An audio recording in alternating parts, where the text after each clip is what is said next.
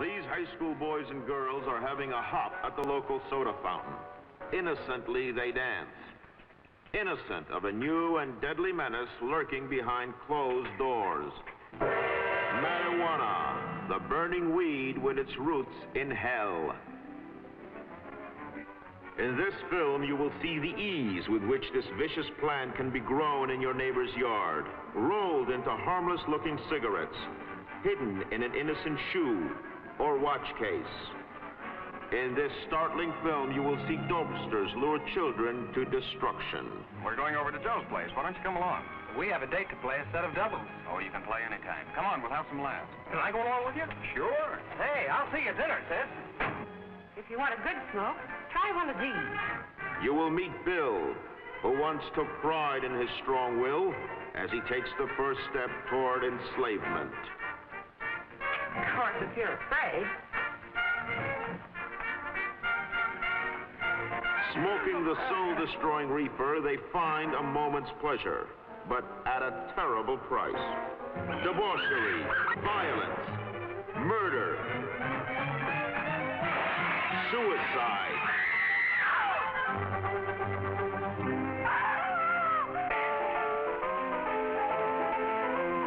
And the ultimate end of the marijuana addict. Hopeless insanity.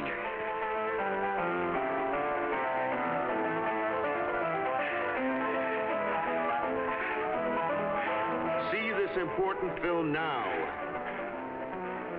before it is too late.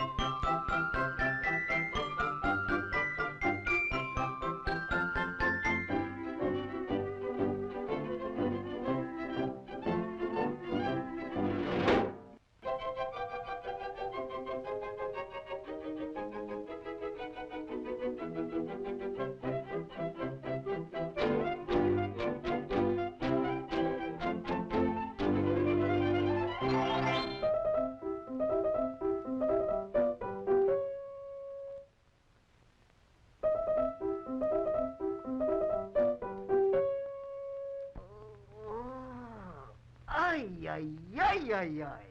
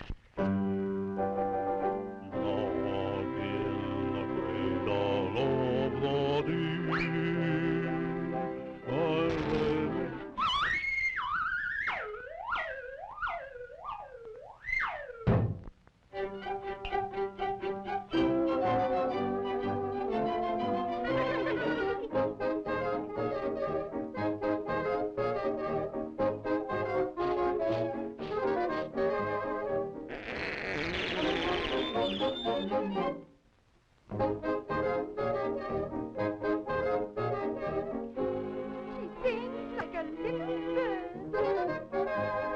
She has recovered.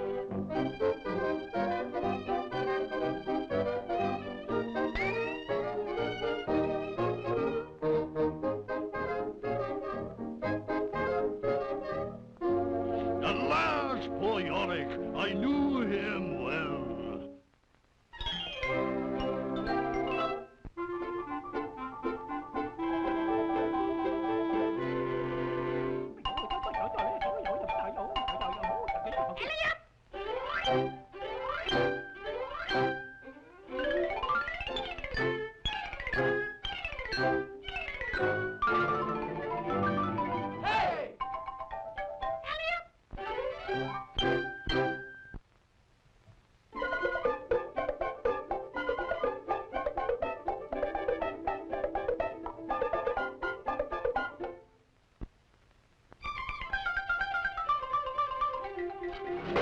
Friends, Romans, countrymen, lend me your ears.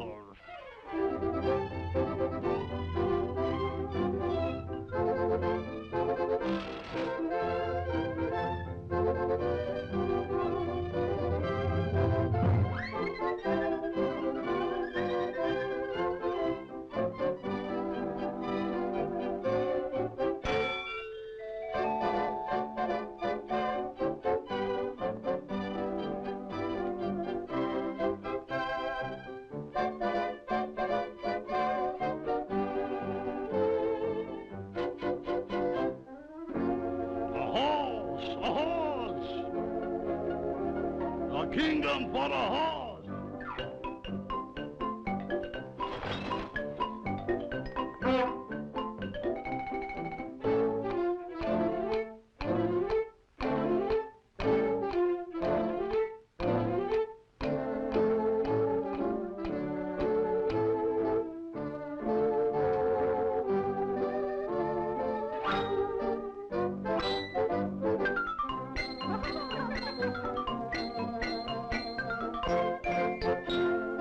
All's well that ends well.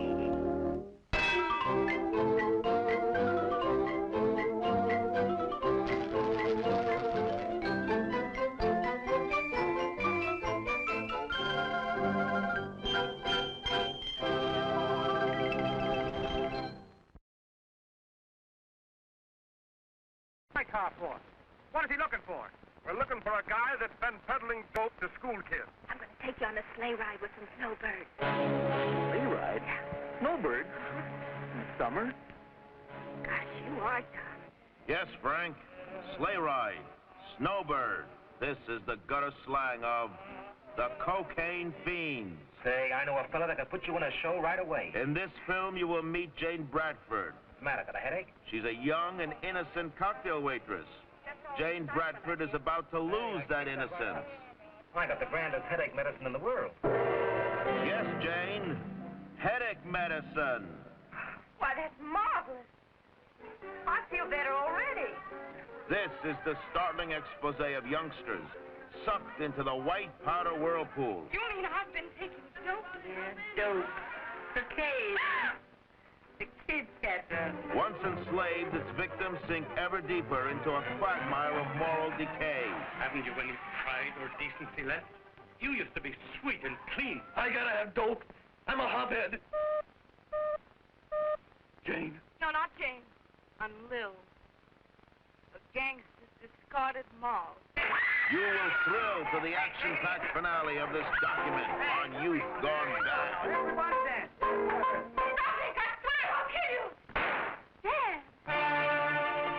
Don't miss this true-to-life portrayal of the cocaine fiends. Coming soon to this theater.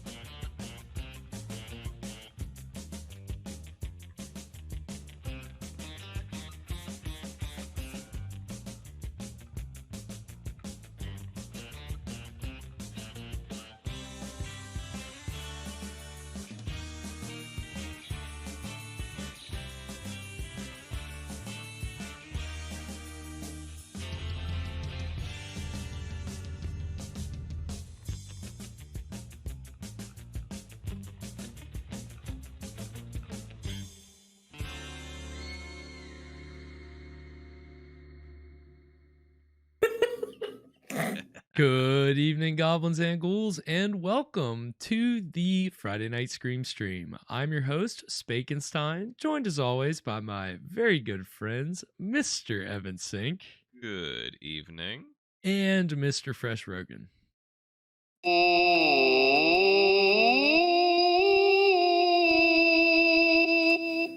That's how I feel about being here tonight too, Fresh. Very peaceful, very appreciative to be here and just kind of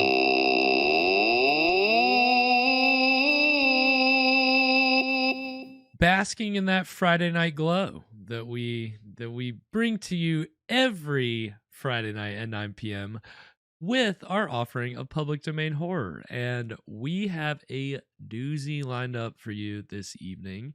But first off, how's everybody doing tonight? I hope everybody's doing good. Doing good. It's Friday. It's Friday. We made it. You know, we didn't have a mini-sode earlier this week. I was on a little vacation. I was away in the mountains. Yeah, we totally remembered. Yeah. We definitely didn't forget that we weren't having a show and didn't just hang around for 30 minutes going, where's Garrett?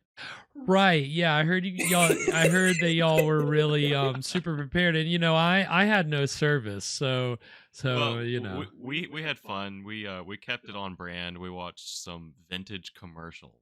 Oh, was that I saw that you posted that in the chat. I was wondering yeah. My favorite one of those was there's a product called Bosco Milk Amplifier.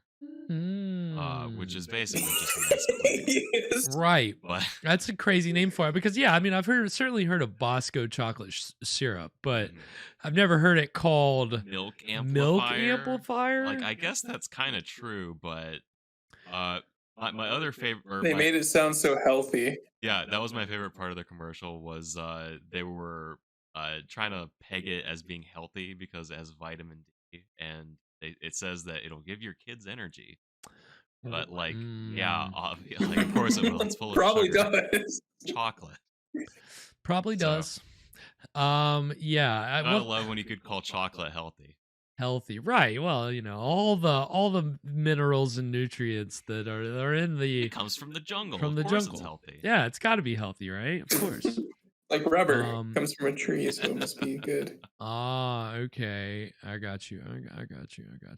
But yes, so I'm glad that you guys. I wish I would have known. I would have tried to get you guys on live streaming that somehow. I would love to have had that for later. But I think there's plenty more commercials. Well, that's true.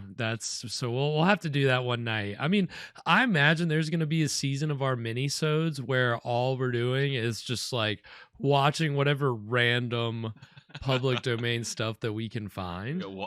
We're down to the scraps. Pretty much. We'll get there eventually. I mean, we'll be able to go through some more episodes of One Step Beyond down the road and more episodes of Lights Out probably, but at a certain point we're just gonna be grabbing whatever random odds and ends we can find. We're only like a third of the way through season 5, so plenty of Lights Out and plenty of public domain horror movies to bring you this season. Tonight's our 4th episode. We're gonna be watching the 1934 exploitation horror film Maniac. And this is, of course, Fresh. Maniac is so again, last week we watched what is going to be one of our latest movies on this stream. It was a doozy. The Driller Killer. And yeah, I mean, definitely more violence than I expected. More, definitely some very intense scenes with gore and violence, very graphic and pretty frightening. Like the ending, the ending was a lot, and I enjoyed it. And so that is like the latest that we're probably going to get on this show, but it is also, one of the we talked about it being a grindhouse film. We kind of talked about it being an exploitation film. It is very much one of the true, true examples of an exploitation film that we watched on this show so far.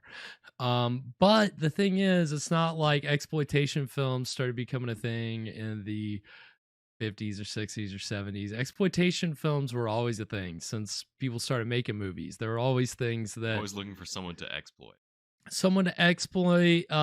Content, a certain kind of content to exploit, whether that's violence or sexual content or drug use, any kind of lurid content. I mean, it really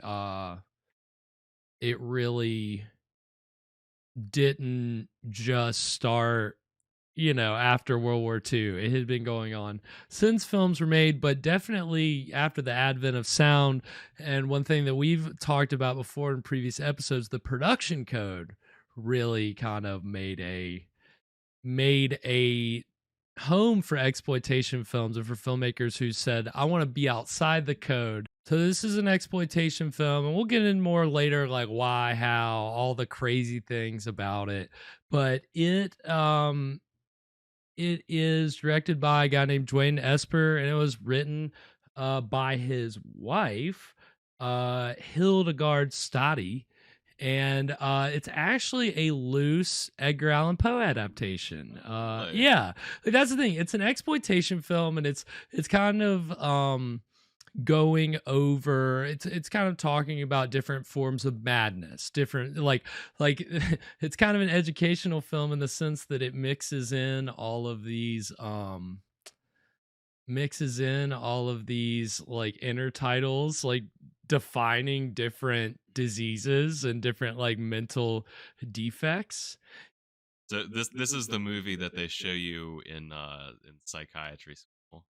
Yeah, absolutely. This is 100% very accurate depiction of all of the diseases that they'll discuss. Like when the teacher doesn't want to teach that day, so they just put the movie on. He just put on Maniac, and this again, like many exploitation films, was released under and re-released under many titles, including Sex Maniac, that's kind of the like some of the other like lurid content in the film is it talks about some sex stuff, some drug stuff. There's all this mad scientist stuff in here. There's Edgar Allan Poe stuff. It is a weird hodgepodge of shit. You think that Edgar Allan Poe was an exploitation writer, that he exploited crazy people? And madness, certainly. I mean, he, every one of his stories kind of like, madness is just a playground for Edgar Allan Poe. And, yeah, I would agree with that. I mean, should we cancel Edgar Allan Poe? No. I mean, again, like the beauty of exploitation and exploitation films is that it's kind of, especially in this day in the 30s, they were to get around the code. You're saying, you're showing all this stuff, but you're saying, well, this is a morality tale. This is a cautionary tale. So we're warning you about the dangers to you by showing them to you. So it is very much, we'll get into kind of like the specifics of that, but I mean, this was a very interesting movie, made at a very unique time, and it is considered one of the worst movies of all time. So it's certainly gonna be an experience. Do you mean that it's one of those that's so bad it's fun, or it's just so bad it's bad? So bad it's fun. This is one of those that is considered. I shared a poster on the Scream Stream Twitter today that I guess it's from a re-release in the 70s or 80s, and it's like before Psycho, before Pink Flamingos, like there's this. It's like the first word in Bad Taste. Like I mean, because that's the thing. There's like animal violence. There's all these things that would kind of like go on to be hallmarks of exploitation films down the road that end up being in this movie and in the films of Dwain Esper, who we'll talk more about later. But the director of this movie, he kind of operated in this exploitation world and made a good amount of money, kind of revolutionizing this way of selling and distributing exploitation movies. So it's a lot of fun. We'll get into it. And as always, Evan brings us a wonderful cocktail to pair with the evening's film in a little segment which we call... What were you drinking? What are we drinking tonight, Evan? Tonight, I have a drink that I think you'll love. It's called the Nymphomaniac. Nymphomaniac. Yes, or a sex maniac, like our film. Like the alternate title of tonight's film. So this is made with 1 ounce spiced rum, 1/4 ounce of coconut rum, 1/4 ounce of peach schnapps. So 3 ingredients, 3 I probably would never think to pair. Definitely not. Absolutely not. I mean, I like to think when I find these recipes that like somebody wrote this down for a reason, right? That means it's good, right? You would think if they're putting it up on the internet, it has to be good, right? I mean, I guess somebody probably likes it, but we learned last week these aren't always winners. No, not always. Unfortunately not. Wait, I don't even remember. What was last week's drink? The power drill? Yeah. What was that? It was the screwdriver with beer, or... Oh, yeah. I guess I'm just not a big screwdriver guy anyway. Yeah, so yeah, last week, I just don't think I'm a screwdriver guy. Yeah. This is... Getting a lot of coconut off that. Right. Oh God, yeah, and as you know, if you're a loyal viewer of the show, I'm not a big coconut fan. But this is like all alcohol, right? It is. I think this is gonna be a sipper. This is definitely gonna be a sipper. Oh, okay. Of course. Well, we'll keep playing with it fresh. Yeah, it definitely is gonna be a sipper. That coconut's really strong. A little bit of the peach. Yeah, the peach and the coconut are kind of, they're mixing in there pretty well, actually. Yeah. They're not bad. Well, I think we'll go ahead and give this a try. Give her a go. Right. Cheers, everybody. Cheers, sir. Cheers, everybody.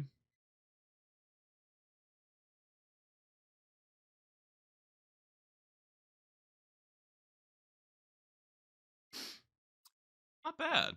No. It's really not bad. No, it's really not. Yeah. I think this one's kind of iced to taste.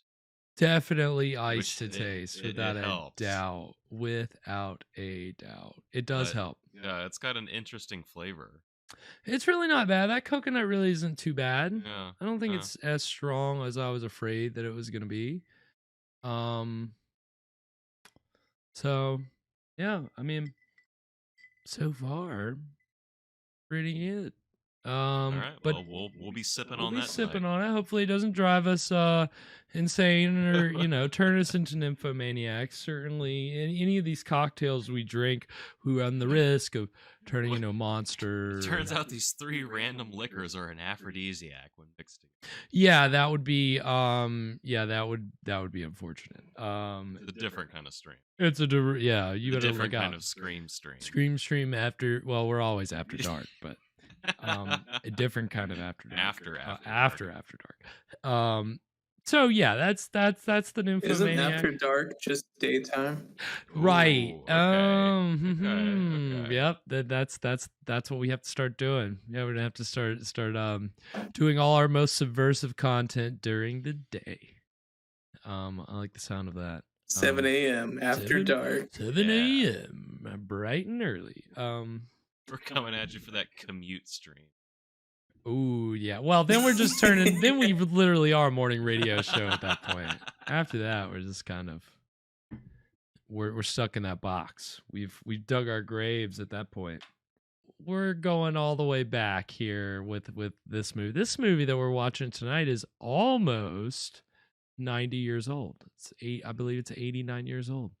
So you think Skinamarink was it was a weird movie to sit through. This movie certainly, again, like I said, it has a reputation for being one of those so bad it's good movies. And it's because the acting is over the top.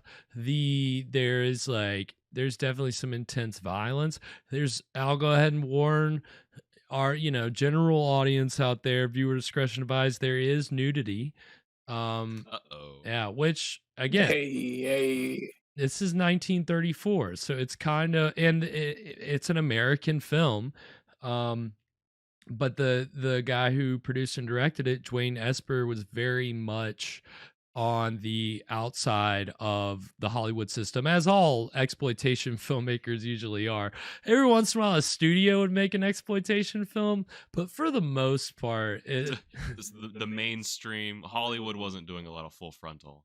No, absolutely not. I mean, that's the thing. There were some European films at this time that were going there, but certainly, again, we talked about 1934, the same year this came out, is when the Hollywood Production Code started really being enforced. And that was one of the things about the code is they said you can't show drug use, you can't show nudity, you can't, they had all these restrictions in place.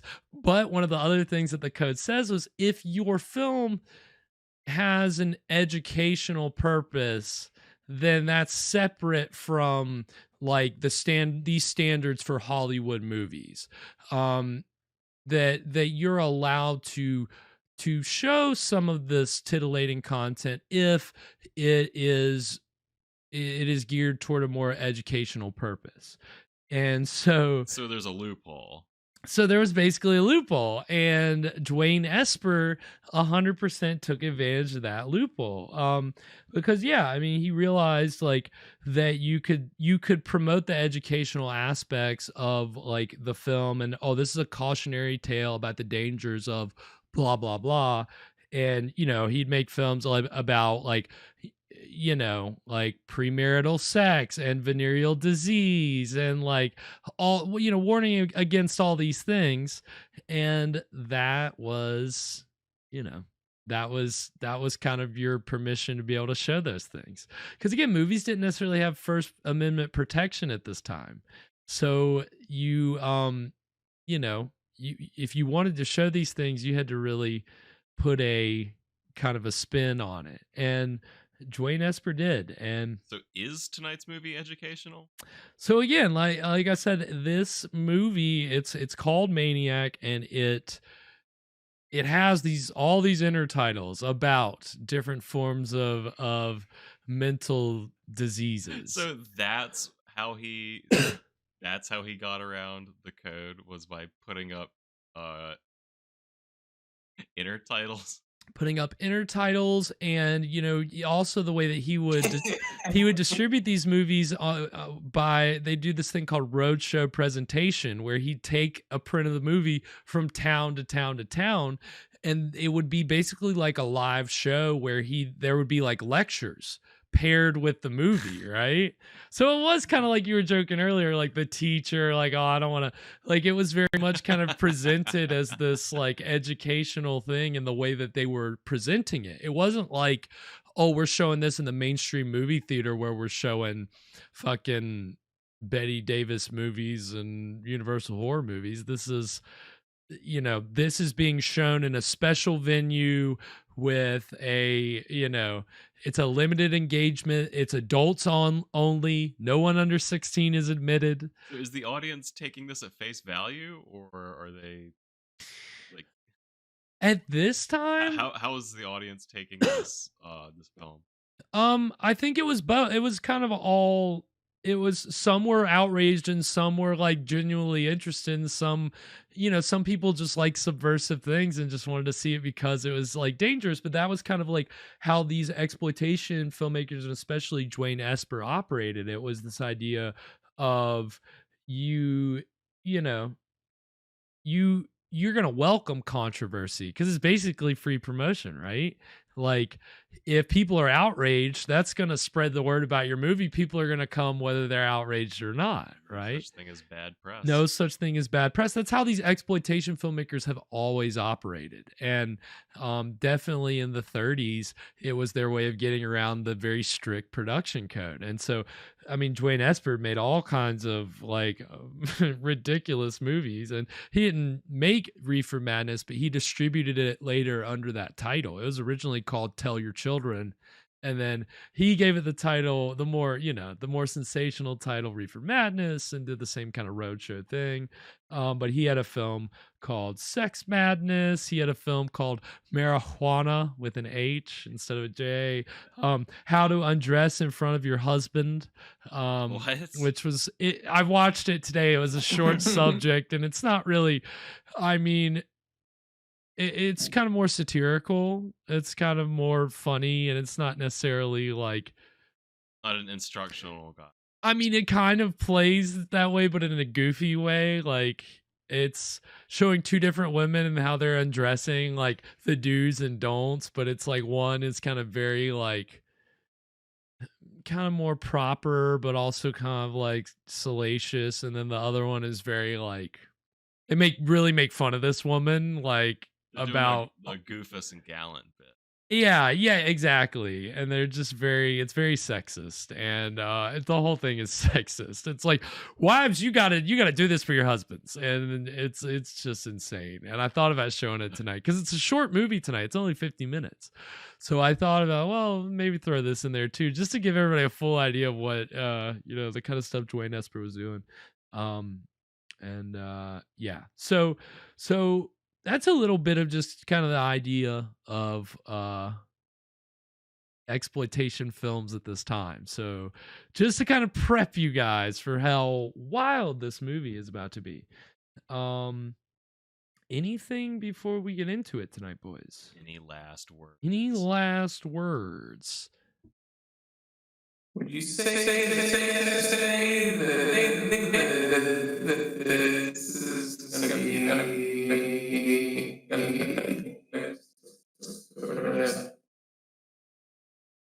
the Discord call's gone bad again. Yeah, it's 100% Discord's fault. Yes is the answer to your question, Fresh. Yes. Okay, thanks. Yeah, you're welcome. Absolutely. Happy to help. Yeah, so again, this movie, I've only seen it one time, and it was like a year ago, like that I really watched it for the first time, and I was pretty shocked myself. Like I was pretty surprised. So I hope you guys are surprised too. I hope it's an experience for you. And let's have fun with it. Again, as we do with all these movies, don't take it too seriously. Have fun with it. And yeah, I think Fresh, if you have it queued up. I do. All right, then we're going to get into the exciting beginning of Maniac from 1934 right now.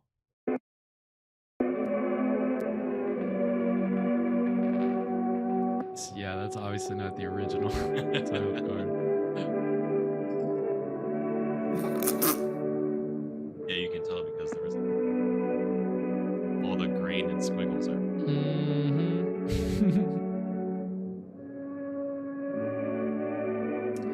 So did they put that kind of over the movie back then, just so that people would know it's a movie?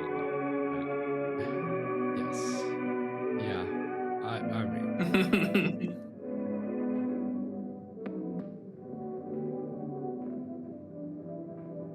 Yeah, get ready for a lot of reading, and it's not a silent film. You've got to learn something from this, or otherwise...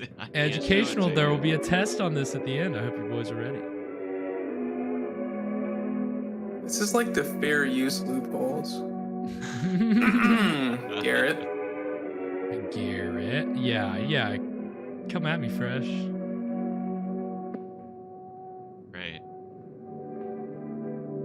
Replace it Just with a nice pithy quote from William Chicago S. Sadler.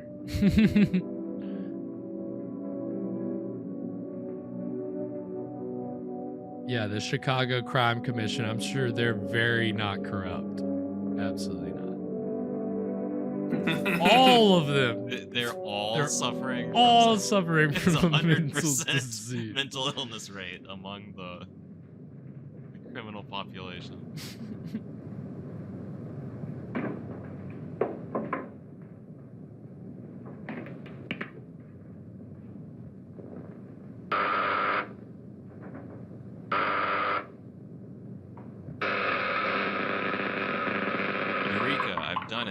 invented the game Operation.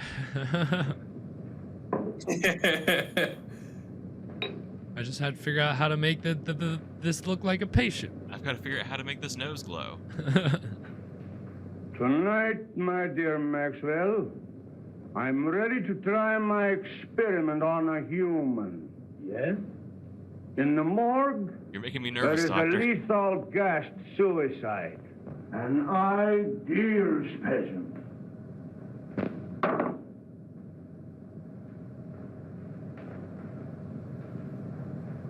Have you made arrangements?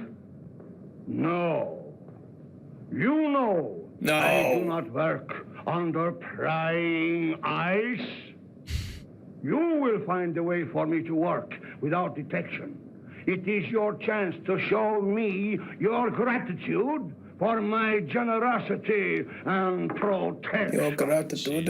What a great boss. I will never forget what you have done for me, and will do anything to help you. But the morgue, dead people. Suppose we should be caught? Sensing a little tension. Just a little bit.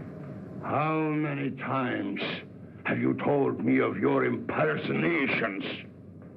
That you never had a chance? Maybe your art will serve you after all. You have seen the coroner? Why not impersonate him? No. That's it! No. Impersonate him! The time has come when you can repay me for what I have done. It's horrible, I tell you. Working on the dead. Trying to bring back life. It's not natural. You with your weird idea. Haven't I stayed here and nursed dying dogs? Yeah. And even that miserable cat? And for what? For a measly roof and food. Because you took me in. When I was down and out.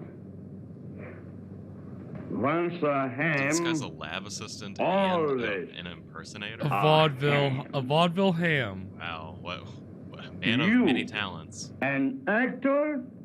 He's really hamming it up. But don't forget, Hamming my it up. dear Maxwell, the police would be very glad to find you. I didn't mean I wouldn't. Of course not. Sure. In time, you may become a great man.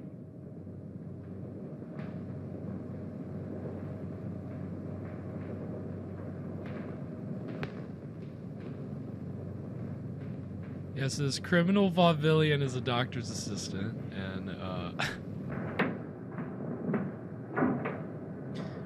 wow, what a spooky looking morgue. We're down here in the dungeon. Nice and cold down here, keeps the bodies fresh.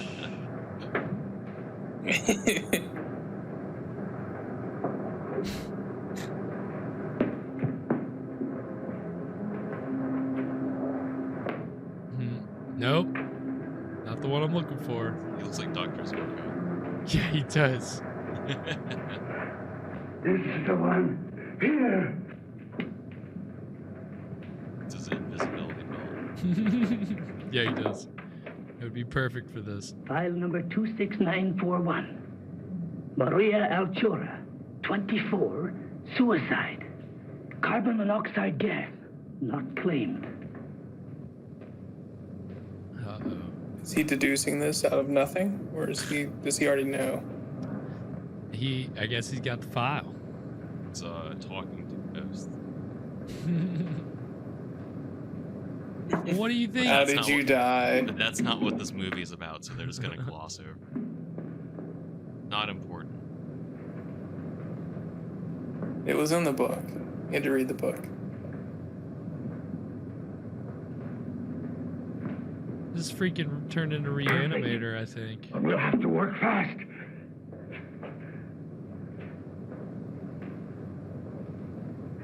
This was in color, that would be green. A green vial of whatever this life-giving fluid is. Them stiffs is getting heavier and more of them every day. Yep.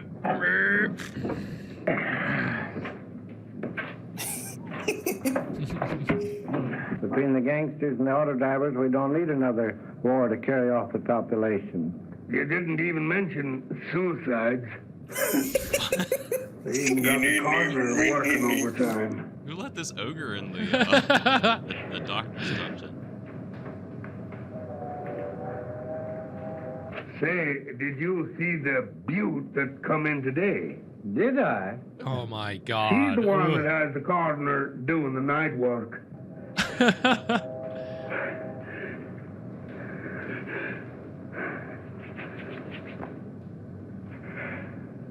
Oh my God. Yeah, that's what? Yeah, Special that's Reanimator. Must be. Ladies and gentlemen, Mr. Herbert West.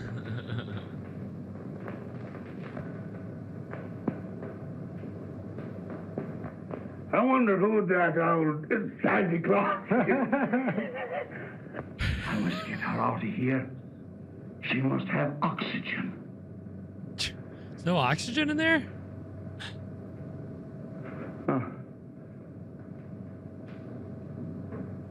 Unlock the side door and back up the cart. But watch out for the guard. And as soon as he's out of the way, we'll take her out of here.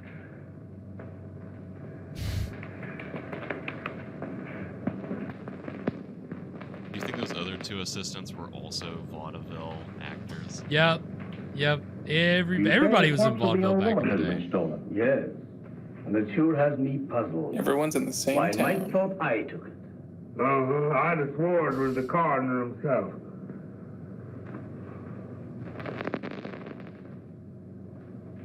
There must have been a very strong resemblance. Yeah, he was the dead image of him. And talked like him, too. Oh, you talked to him? No, he was talking to some other old fellow there that looked like Santa Claus. As I said to Jake, he had whiskers and bushy hair, and his eyes was wide. And, it must have been some Billy other Bob two Thornton, fellows. ladies and gentlemen. Could you positively identify if you saw the party? I wouldn't swear to anything now after being secured to the coroner.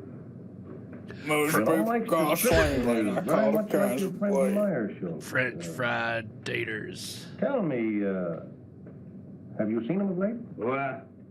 Why, Dr. Meirschultz is really a great research scientist. Why, he has formulated some amazing methods for preserving gland extracts in the most potent state. He's no body snatcher. Well, doctors and scientists often have some queer things in their mind. Anyway, I'll look into it. Go easy, Jones. I wouldn't like to offend the doctor. Don't worry. I'll do nothing to embarrass you. Thank you. Well, I certainly hope not. I'm the coroner. I have to protect my reputation in this town.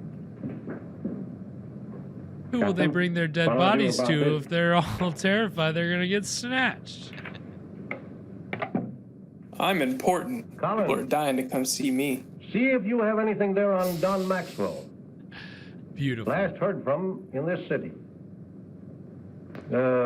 Impersonations, vaudeville. Yeah. Okay, Cap. Vaudeville. Yeah. Let's see what they got in their file on Of Don course. Maxwell. Fedora and a lot of smoke. Of course. Don't we love it? With 24 hours complete rest, she will recover. We had to call the Rat Pack to help us out on this one.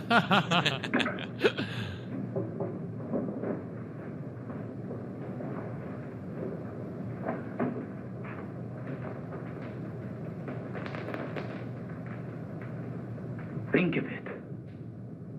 Life, like in a body that's sought oblivion. It's uncanny. The possibilities terrify me.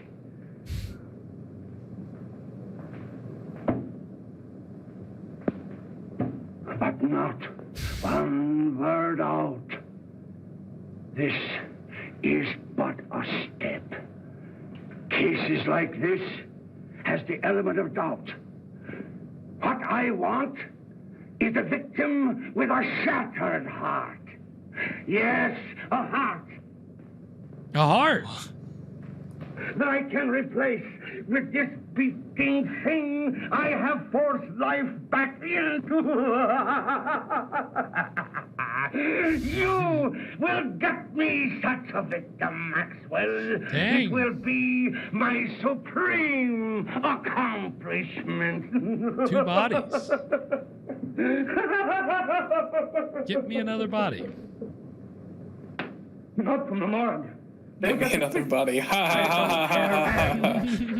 From the morgue, from the streets, the Undertaker. Like, why is that funny? Get one!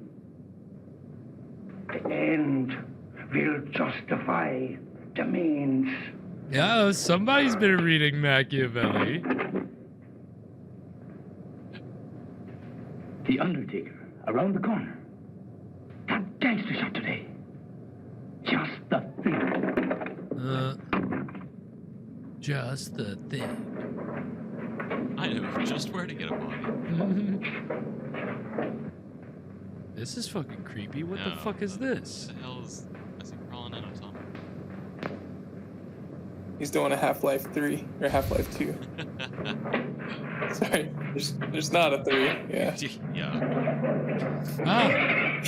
Precious streaming from the future. Here, 2100. Half-Life 3. Definitely not a 3. Oh my god. You guys played Team Fortress 3 yet?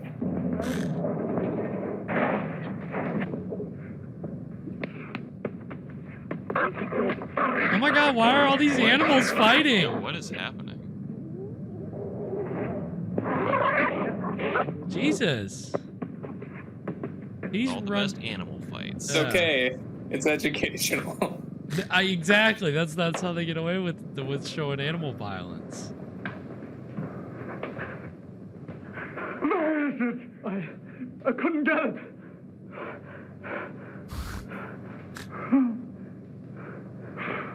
Coward!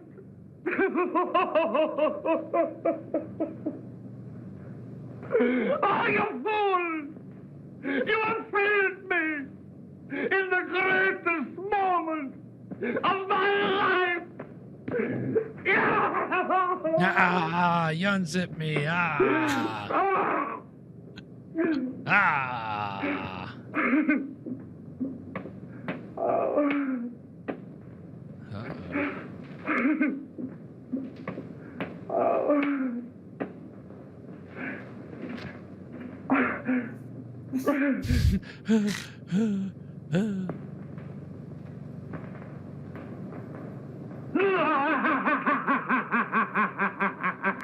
Is this a racer head?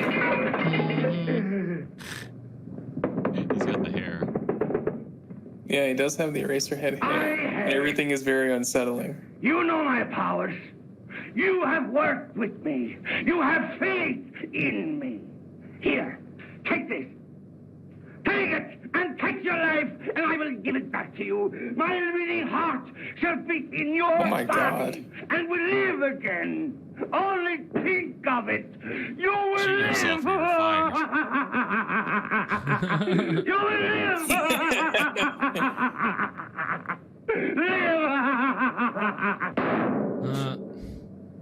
You idiot! You missed. Oof.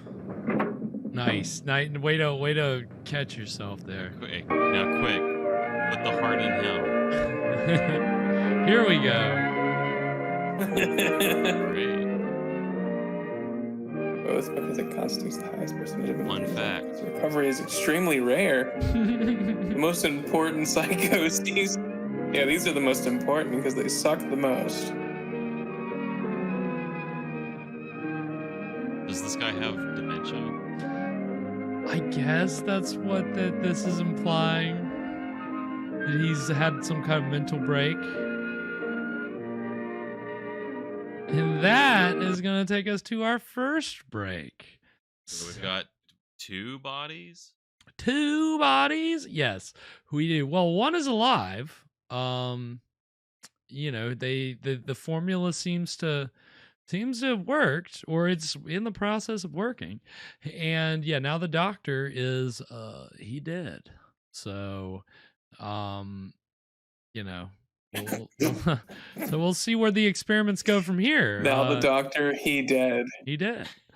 So it's we'll see if I believe Maxwell is his name, if Maxwell can carry on the doctor's interesting experiments with human life. And I mean, certainly it was a kill or be killed kind of moment for him there. So I mean, he had the gun either way.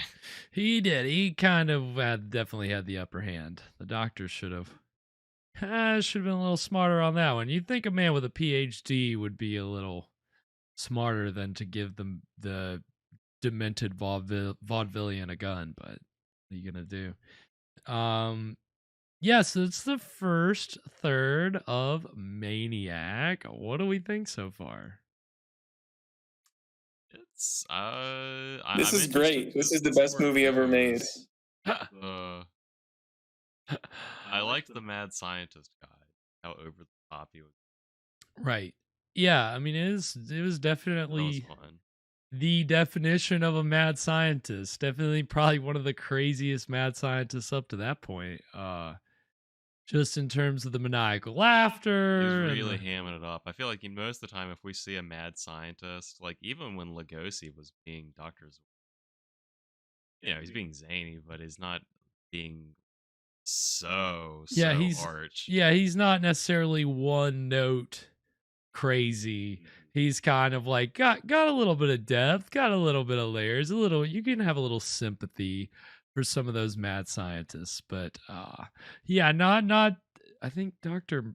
Meirschultz, I don't know, can't remember what his name was, but the doctor here, yes, not definitely the most hardcore mad scientist you could have found in one of these early 30s horror films. Yeah, he should have said, "Here's my 2 weeks."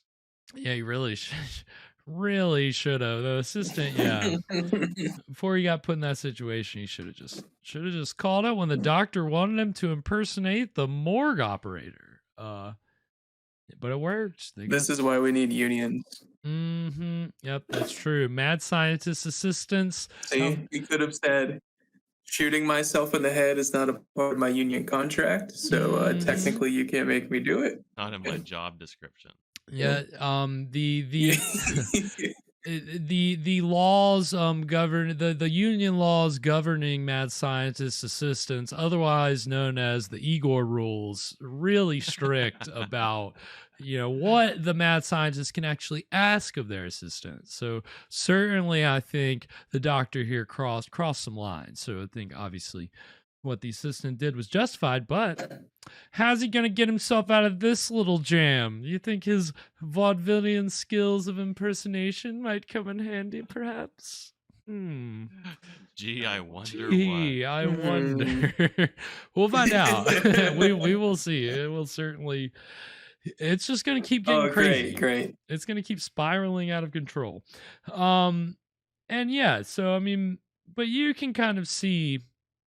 I mean, the cat fights that we saw obviously were real cat fights. The even just the that dogs. Yeah, the dog, the woman lying on the slab, like just seeing her bare shoulders even was kind of like scandalous back in then. that time, very scandalous. And it's going to get even more, even more lurid from here. That's just an offering. But I mean, you can already see kind of some of the exploitative content. I mean, even just that over the top mad scientist, they're very much trying to exploit the trends of horror movies at the time. Mad scientists were obviously very big at this time. And so, I mean, the director Dwain Esper, this was his trade, was exploitation films. He very much tried to have his finger on the pulse and create things that really exploited whatever the fears were of the day, and again put in an educational spin on it. He could get around the production code. I mentioned some of the other titles of his films earlier: Marijuana, Sex, Madness. One I forgot to mention: The Love Life of Adolf Hitler. That was one of his later films. I have not seen that. Didn't find a lot about that.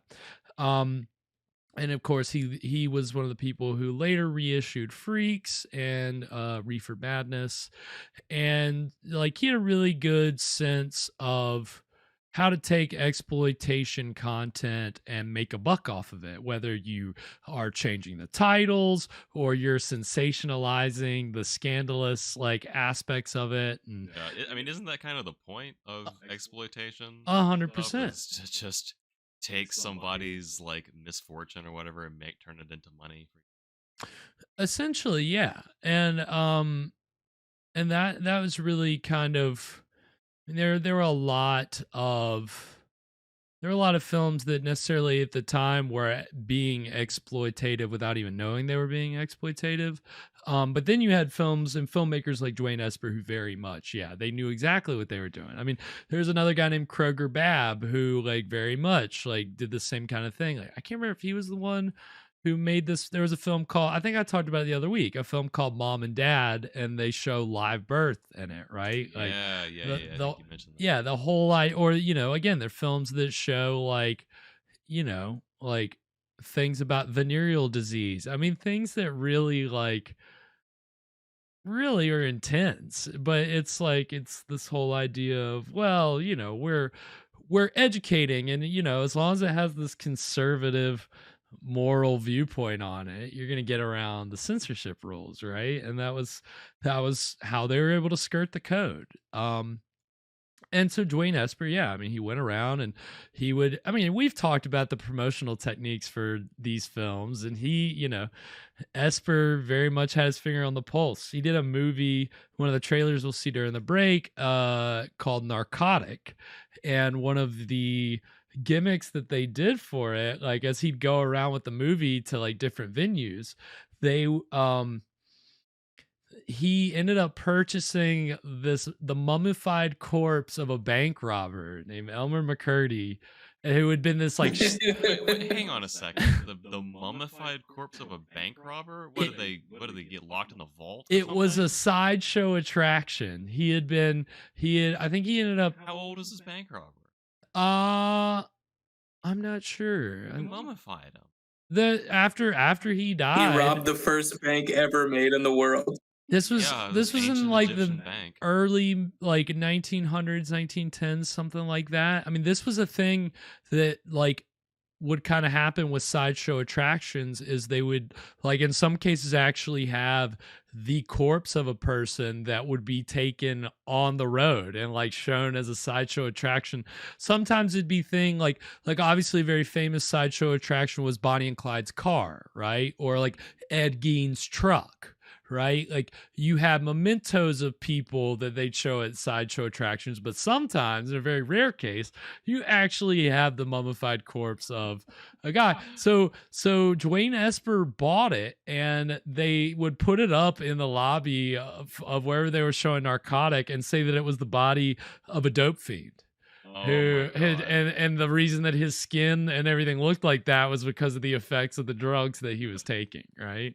They mummify you. Yeah. I mean, so it was kind of ridiculous, but like we've talked about some ridiculous promotional stunts for movies before, and it was certainly, no skin off Dwain Esper's nose to carry around a mummified corpse and lie about it, make a couple bucks. So I mean, it's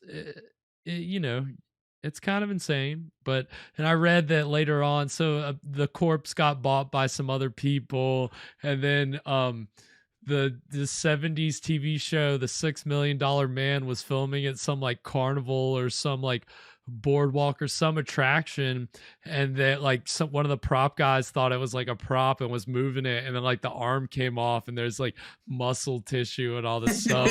So they like called the police, and they ended up like finally after a while identifying like that it was this guy's body, and had been like traveling around in sideshows and eventually ended up at this place. And like It's kind of ridiculous. But that was how like loosey goosey like sideshows were back then. I think the corpse even showed up in a 60s movie that I watched a couple weeks ago called She Freak, which is like an unofficial remake of Freaks. That's really, it's not great, but it was, I don't remember seeing the mummified corpse, but apparently it's in there.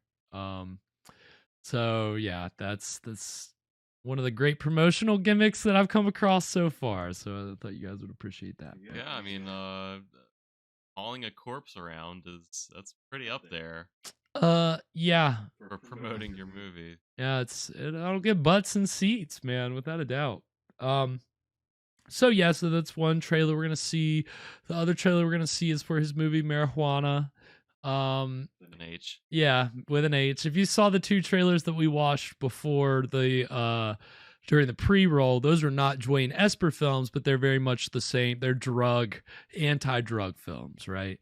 So that's what these two trailers are, and they're very proselytizing and very sensational and fun and cheesy. And so yeah, you get to see a little more of Dwain Esper's wonderful work in the field of exploitation. And then when we come back, we'll get into the exciting middle of Maniac. So stick around, we'll be right back.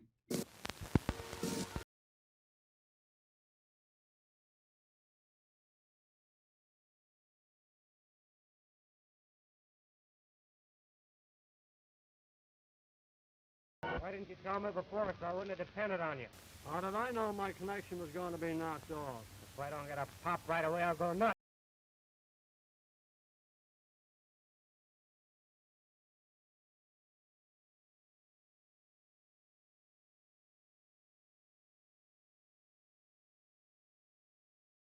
Say, do you know, next week when I go there to be an actress, I'm going to have 52 maids. That's enough, Lena. Now you're beginning to lie.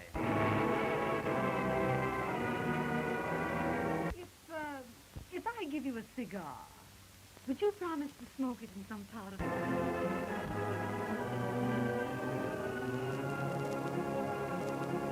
Medicine whose ingredients nature placed in the earth long before the bestial brute stepped forth from his cave, shook the mud off his back, stood on his hind legs, and declared himself man.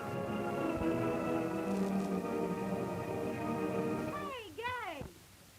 Would you like to see the figure that made Corset's famous?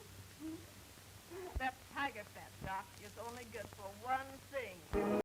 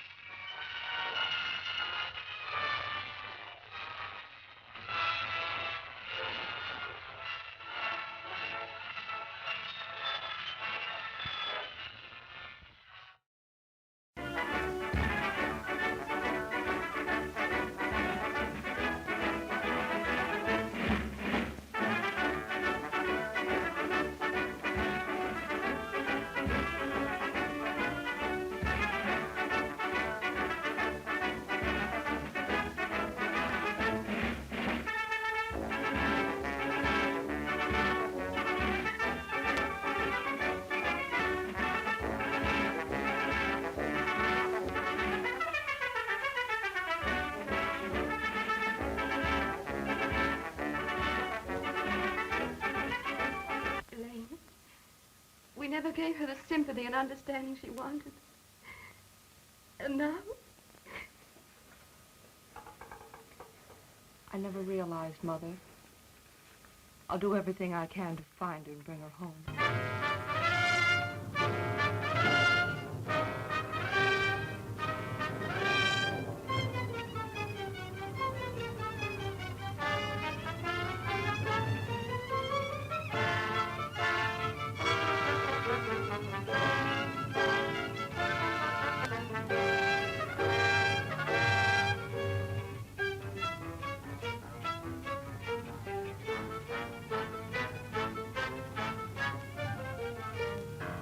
Are you to say you were in this house? The police will pass an innocent weenie roast on the beach, but should they know of your actions here, that there's been a drinking party and nude bathing, an investigation will surely take place.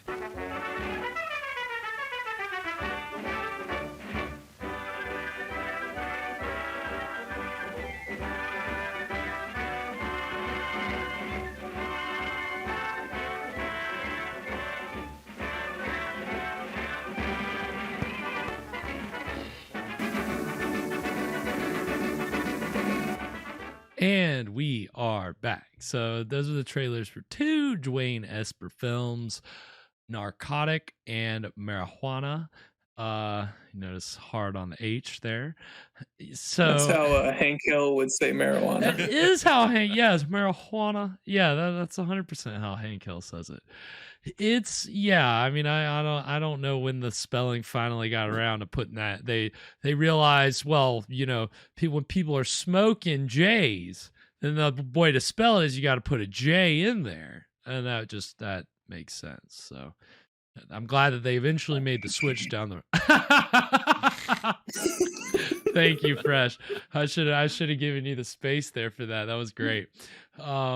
But yeah, so Dwain Esper, this was his whole shtick. But I mean, outside these like films, I mean, he really mostly operated in like the mid 30s, made like a couple films in the 40s, and then, I mean, I think he's still distributed, but he kind of stopped making films after a certain point. And but all of his films he wrote were written by his wife, Hildegarde. And she, you know, I mean, it's funny to think of this husband and wife team coming up with these ridiculous films about exploitation films about sex and drugs and murder and violence and all these things. And so that's a Hollywood power couple right there. 100%. Yeah, definitely on the, you know, the outskirts of Hollywood. Power couples, skid row power couple, poverty row power couple, whatever you want to call them. No, I mean, and it's funny because this really is like, you know, all the other trailers we've seen, obviously these are very much like straight exploitation films talking about a specific topic, whereas Maniac is kind of unique in that it is like, you can call this a horror film 100%. Like, obviously there, you know, we have a mad scientist who's trying to bring dead people back to life. I mean, yeah, boom, is firmly in horror territory, but the other films are not. So it's kind of interesting, you know, that this isn't purely an exploitation film in the sense of his other ones. This is a little something more. Dipping their toes in the water. 100%, and they're getting something really interesting out of it. So we're about to get into the exciting middle, and I have a feeling that it's really gonna ramp up. I mean, again, it's an Edgar Allan Poe. I think it's supposed to be an adaptation of The Black Cat. You know, we've already seen an appearance of that black cat. I'll go and warn you, it gets you're gonna get a gruesome scene with the cat. So just if you're averse to animal abuse, you might, you know, it's a movie from the 30s. It's not real. I'll explain how they do what they do. But you know, this is exploitation cinema. This is like, can we say no cats were harmed? No, yeah, well, yes, technically, except for those maybe that got filmed. The cats that were fighting. Yeah, I think that was definitely some of those cats were probably hurt. Yeah, the cat that we'll see later. I mean, they, you know, technically it didn't get hurt, but I'm sure it was not. Technically? I'm sure it wasn't comfortable for the cat Oh, what they'll do, but we'll see. Yeah, we'll see. I won't give it away. But yeah, so it's funny that this is supposed to be a Black Cat adaptation because this came out the same year as Universal's The Black Cat, which was a Karloff Lugosi movie, the first time they were paired together. And I read, I think it was some review or some online thing about this movie. It's like, arguably, this is a more faithful adaptation of the Edgar Allan Poe story than the Universal movie, because the Universal movie, I love that movie, but it doesn't have anything to do with Edgar Allan Poe. Like, it just uses the title, and there is a black cat in it, but some of the other hallmarks of the story that do pop up in tonight's film are nowhere to be seen. And in the Universal, The Black Cat. But it's funny that you have both these movies coming out the same year. And that movie, too, is considered kind of lurid and skirted around the code. And there is kind of partial nudity in that movie. I mean, it's not You see Karloff's butt. You do, yeah. Karloff flashes his ass. No, not really. It's in that movie, it's just women. These women are wearing dresses that are basically see-through. It's kind of, the first time I saw that movie at a young age, I was like, yep, I see nipple. Obviously, it's obvious. It's obvious. It's kind of wild that they got away with it. But in tonight's film, it's it's full frontal. I don't think, waist down, but waist up. So I think that'll be during this part of the film. So again, content warning, viewer discretion advised. Again, this is a true exploitation film. Just because it's 1934, it's black and white, doesn't mean that it doesn't go to even some places that 70s exploitation movies would go. Because it's a lot of similar stuff. We'll talk about that when we go to the next break. Anyway, anything before we get into it, boys? The exciting middle. Any predictions about how our vaudevillian actor friend's gonna get out of this jam? Okay. Well, I think he's gonna put some strings up on the ceiling, and we're gonna get kind of a Weekend at Bernie's situation. I love it. I love it. Yes. Why not? Surely he can do some kind of ventriloquism type of thing, and Yeah, I did see some sunglasses laying in the background, so it's probably going to come into play. Oh, yeah. Oh, for sure. Well, all of his colleagues know that doctor for being very, very quiet, very reserved. Just kind of sits in his chair most of the time. Yeah, waves. Waves a little bit. Yeah, that's it. I would love a Weekend at Bernie's thing. Oh man, a mad scientist Weekend at Bernie's. Yeah, why not? So ahead of the curve. I'm here for it. I'm so here for it. All right. Well, Fresh, if you've got it queued up. I do. All right. And we're going to get into the exciting middle of Maniac right now. Murder. I would have laughed if you said the exciting middle of Weekend at Bernie's. Murder. Right now. Under my benefactor. Yep. I should have. Who's going to sign my paycheck now? It's definitely close to a Weekend at Bernie's situation. But has he? Why should the unconscious peace of the dead be disturbed? Isn't the spark that moves the maggot the self-same spark that moves the man? Preserving that spark in the individual is not important. What we do with the spark while we have it is important. In Meirschultz, the spark is gone. In Maxwell, it lives. I'll become So those were superimpositions from the film Haxan, which we'll watch on the show eventually, and a film called Siegfried, directed by Fritz Lang, both silent movies. Did they have anything to do with what he was saying? No, they just wanted some cool footage to superimpose over all that wild stuff to kind of show he's crazy, he's evil. But nothing to bring him back. I'd better hide him.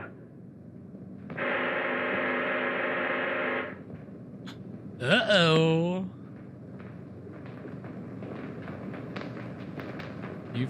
We've got company.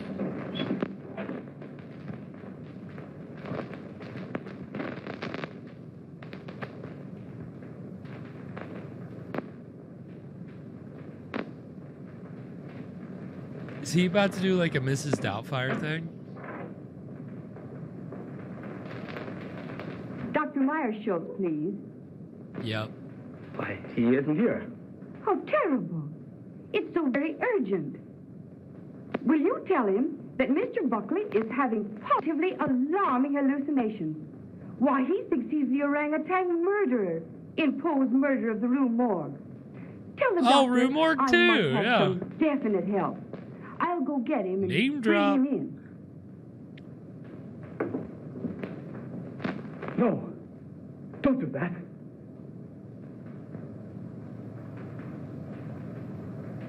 Oh my gosh. He thinks he's an orangutan murderer from Edgar Allan Poe's Murders in the Rue Morgue. That's... that is insane.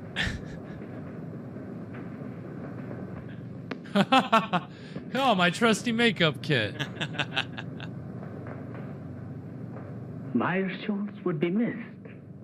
Yeah, Meirschultz. Maxwell never would.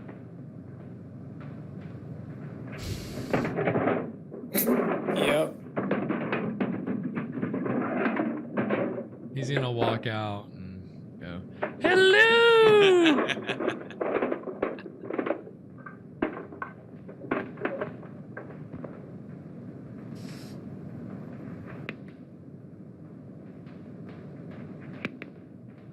He's gonna glue his hair to his face. Yeah, I guess so. I mean, curly enough, it can pass for beard hair, sure. Oh, you know, if that's talcum powder, you know, you might want to be careful with that. You could be part of a class action lawsuit.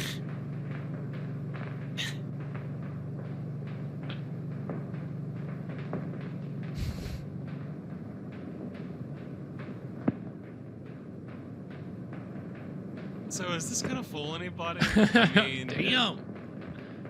He's dead with his eyes open. That's a good touch. Good touch.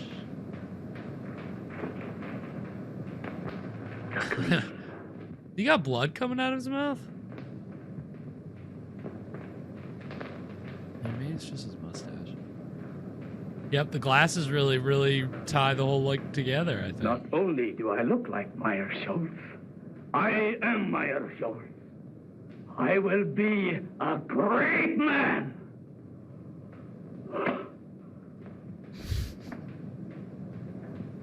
Yeah, I don't know. You might need some more baby powder, bro.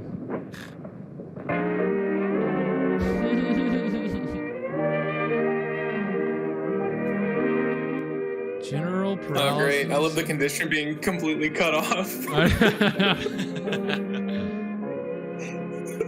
He's like, I don't give a fuck. It's supposed to be, this is just to make sure I don't get fucking canceled by the code. See, that's the thing. There are some prints where it shows like the whole titles, but they are not as easy to watch. Like they're what? Uh-oh. Mine did the same thing. Yeah, okay, good. Okay, good. I'll give him a shot to relieve the nerve tension. May help him. We'll try that first. Take off your coat.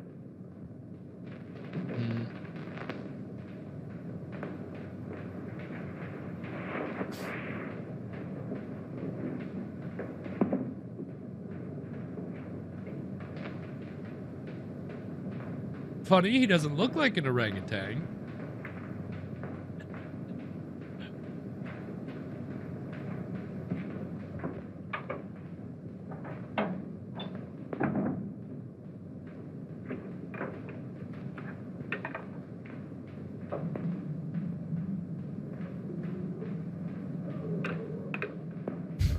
Quiet on set. You hear somebody like that. Super adrenaline. No, not that. Super adrenaline. He's gonna give no, a shot of adrenaline. I fucking hope not. No, super adrenaline. Water. That will do no harm.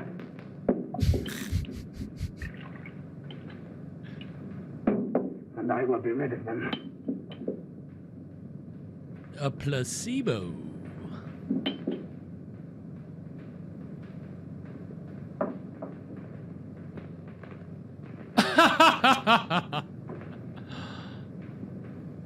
Come on. Classic mix 'em up. Classic mix 'em up.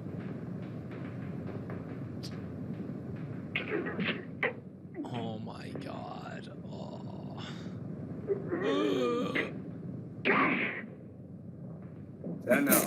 You just fucking gave this maniac a shot of super adrenaline. Super mega adrenaline. Doctor, he seems to be getting worse instead of better.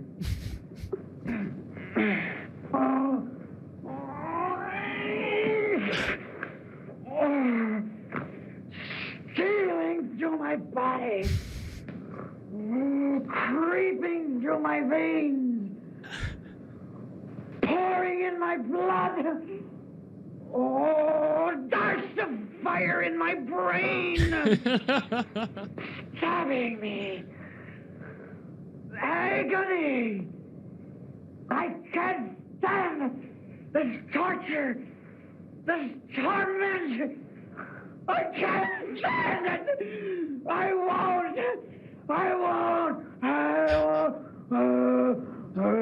Did you know that this guy wasn't actually acting? He was really having a real breakdown. Okay, now I see the orangutan. What was in that hypo? That hypo. What'd you put in that hypo, Doc? Bro, this shit hype though. Hypto and hypo. Turning into the wolf. Yeah, he is.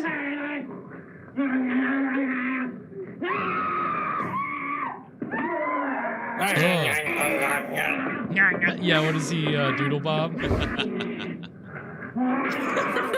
Uh-oh.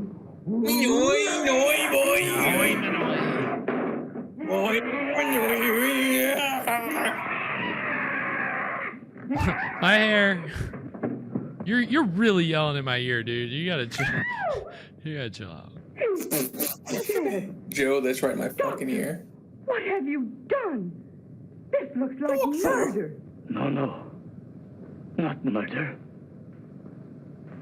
My assistant shot him. This looks like murder. He said no, it wasn't. Nope. I only saw him in the actually, I consider myself innocent. No, not the police. I wanted to bring him back to life. I wanted to experiment on him. In fact, I must. I can restore him. You shot your assistant just to experiment on him? What? You said that like it's better. That's not okay. Oh, it makes so much sense. Oh my god. Alright, here we go. Is this what adrenaline does? Yep, this is what adrenaline does. Yep, there it is. Hey. Jeez. Hell yeah. I'm pausing it right here. Dr. I have often heard of your uncanny experiments, but this tops them all. This lady. I think we speak the same language. All right. Am I right? Well, I just don't get what you mean, same language. We have a common interest.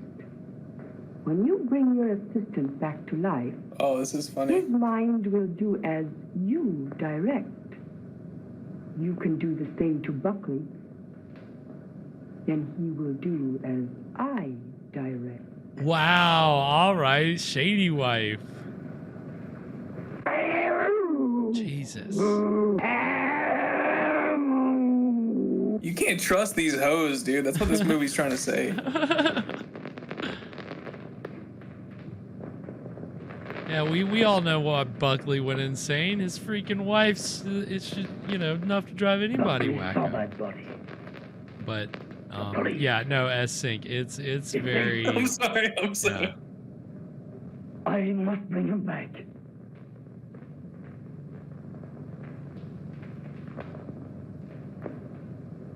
I'll find that formula. The formula. My boy. Yeah, he's trying to find the Krabby Patty secret formula to give it to Doodle Bob. Oh, howdy, Doc. Say, a couple of my cats got away. You seen them anywhere? Oh my God. What would I want with your cat? He's like 6 inches away from his face. He's know. like, hey, how's it I thought going? maybe, you know, you might Seen my use cats. them for, well, some experiments or something. Me, cats? Never. Hey, Doc, have you been experimenting on my that cats? is, I think too much of Satan to use cats for experiments. Oh, well, that's what I thought, you know, and...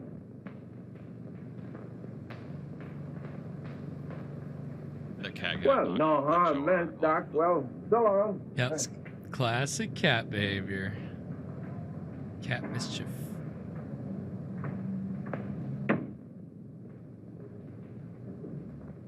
Oh shit!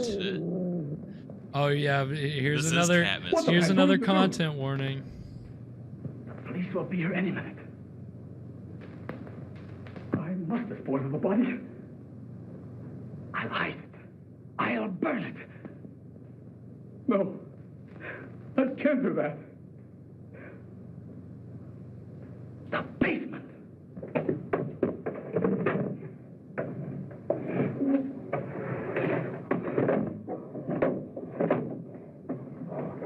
Nope. Well, we'll see when the cat stuff comes up. I'll try to be on the lookout for that. Wait, there's another pair of glasses? After he took off his other glasses, he's like, all right, I gotta put some glasses back on. Yeah, he's gonna put glasses back on him so he can hide the body. Yep.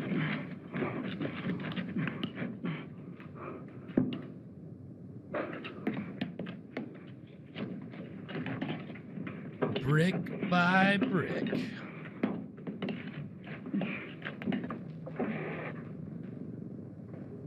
Satan. Wow, he got all those bricks out in a 2-second cut. You wretch. Stand between me and salvation, will you? Yeah. Okay. Yeah. This. Yep. If you're averse to animal violence, look away.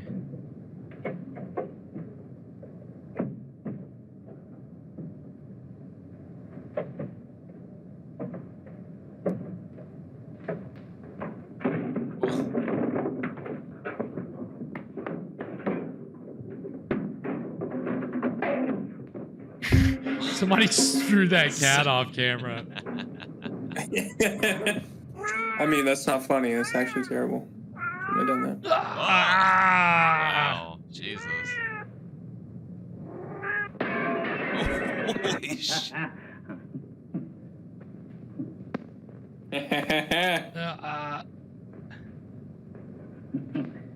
Why?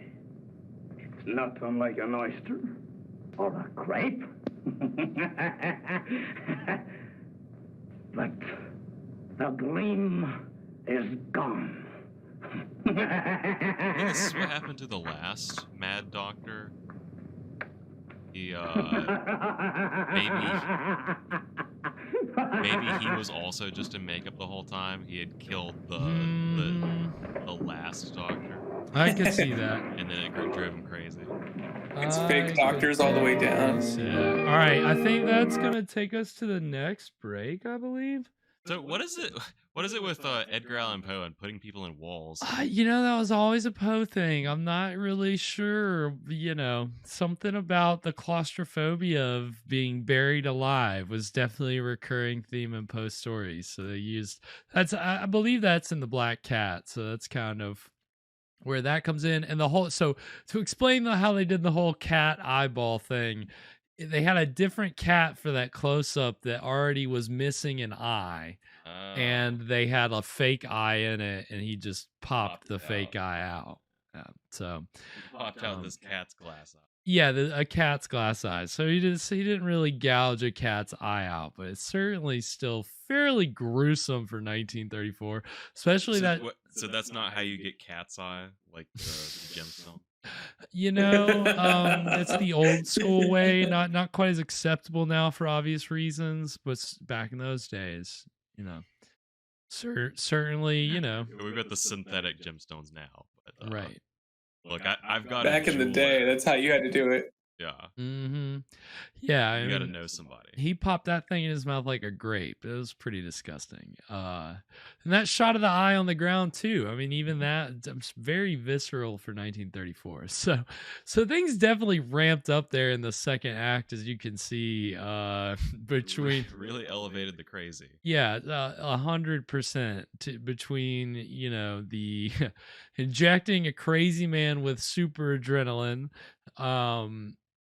The crazy man going on a rampage and ripping this lady's dress off. This poor girl. Yeah. And then this cat getting its eye gouged out and a guy being walled up. I mean, it's all just madness. Yeah. I mean, I guess that's kind of their whole thing with bringing Edgar Allan Poe into it. I mean, if you're looking for madness, what better person to look to for inspiration than Edgar Allan Poe and his stories, because they're just so, normal. Normal. Like, totally happy. Normal. Happy. Yeah. I mean, they're just ripe with all that, like, really kind of intense content. So being able to use it here, like, for the purposes of a movie that's supposed to be all about manias and I guess different forms of madness, even though not really. It's just a bunch of crazy shit happening.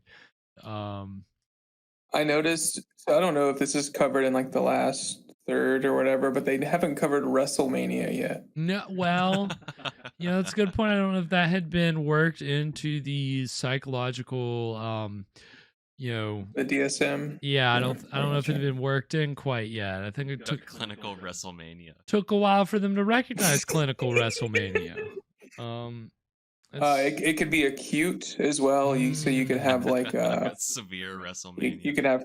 You could have chronic WrestleMania, or it could be acute and go away with certain medication. Yeah.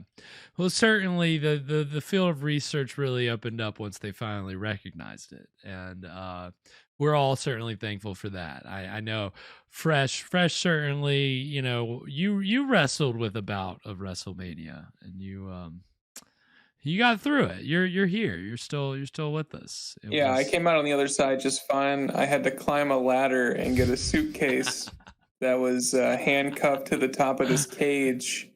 But the other guys that were trying to get it didn't get it, so now they're stuck with their chronic case of lifelong WrestleMania. Yeah. Hard. If you don't treat it early, it kind of just runs away with itself. You gotta be careful. You gotta rein that in. So yeah, I don't know if we'll get WrestleMania covered in the last third of the movie, but certainly, if they did, it'd be very progressive for the time period.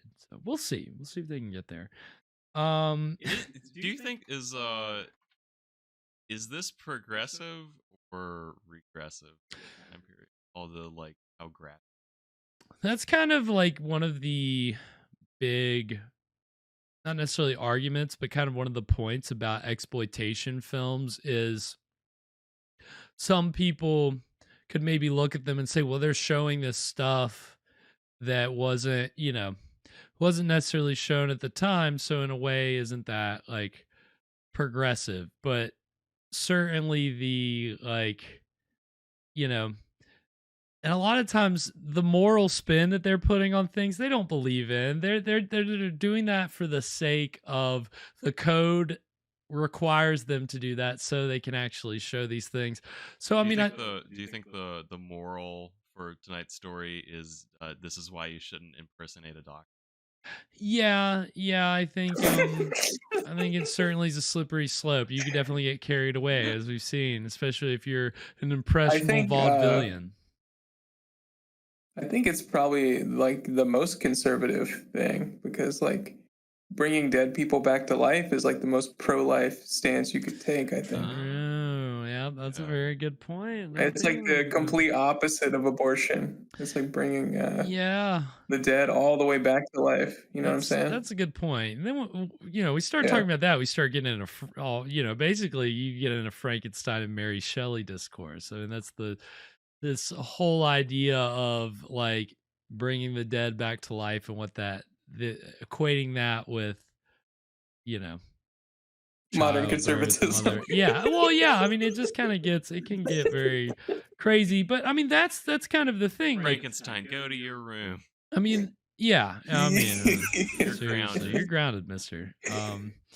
You did what? I mean, but that's actually the whole thing about exploitation films over time, over the history of like American cinema, definitely is that, I mean, I don't think that anybody was being intentionally progressive. Like most exploitation films, it's cheap films that are made to make a buck, right? It's a thing that's made for profit. They're not necessarily being made tabloid. Yeah, it definitely is. And so, but that's the thing though, is like once you start getting in the 50s, 60s, and then definitely in the 70s, you start having these other subgenres of exploitation films. Obviously, a lot of people know about blaxploitation films. That's a subgenre. And like in terms of what was going on in the country at the time, you could certainly consider like the politics of those movies like very like progressive, like to like compared to what cinema had been just like 5, 10, 15 years before. But it's still like kind of made with a sensational viewpoint on it, right? It's still made to kind of shock people and kind of like not really trying to make a moral point. It's really just wanting to show you all these things. But just by the act of them showing this stuff, even though they're not really taking a stance on it, you can consider just that they're showing it and they're operating outside the bounds of Hollywood. In some way, you could consider that progressive, I think. I mean, you have all this stuff. You have biker films, sexploitation, mockbusters, nudist films. There was Nazi exploitation. Is a nudist film made by nudists, or is it about nudists? About nudists, usually taking place in some kind of nudist camp or nudist colony. The cameraman and like not wearing. Well, that's where you kind of get into more nudie cutie, which was a particular kind of genre that actually leads us into the trailers that we're going to be seeing. Two of the like prime exploitation filmmakers during the 60s and the 70s got their start doing nudie cutie films, which were basically, it was like some kind of goofy plot. Like one of the filmmakers, Russ Meyer, one of his first movies was called The Immoral Mr. Tease, and it was about he's either a photographer or a peeper or something like that, and he's just taking pictures of nude women. And I think that was Russ Meyer. There was Russ Meyer and there's Herschel Gordon Lewis, and both these guys kind of got their start making these films which had, very soft core nudity. It wasn't sex, it wasn't porn, right? It was very soft. It was very much through the male gaze, but these movies were cheap to make. You make a quick buck.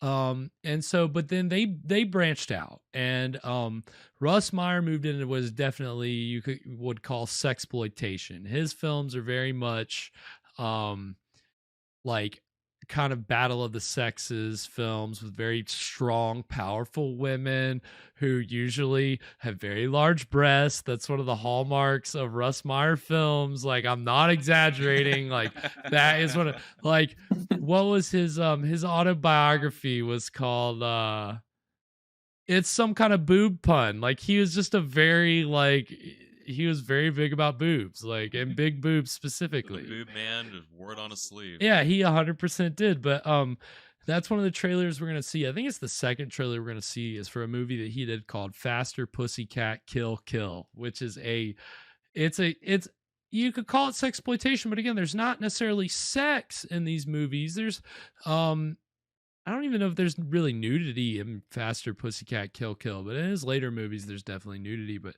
Faster Pussycat Kill Kill is just a wild movie about these go-go dancers who are also like, they drag race and they're beating up men and doing karate and like riding around the desert, like trying to steal money from these guys. It's great. I watched it in my cult cinema class, and I didn't know how I would feel about it because I hadn't really watched a Russ Meyer film before that. I loved it. It was so much. It's fun. It's just it's a cheesy cult movie, and the characters are just so like big and vivid, and they're always making sex jokes, like very like subtle. Like, well, it's not subtle. That's the thing. It's not subtle.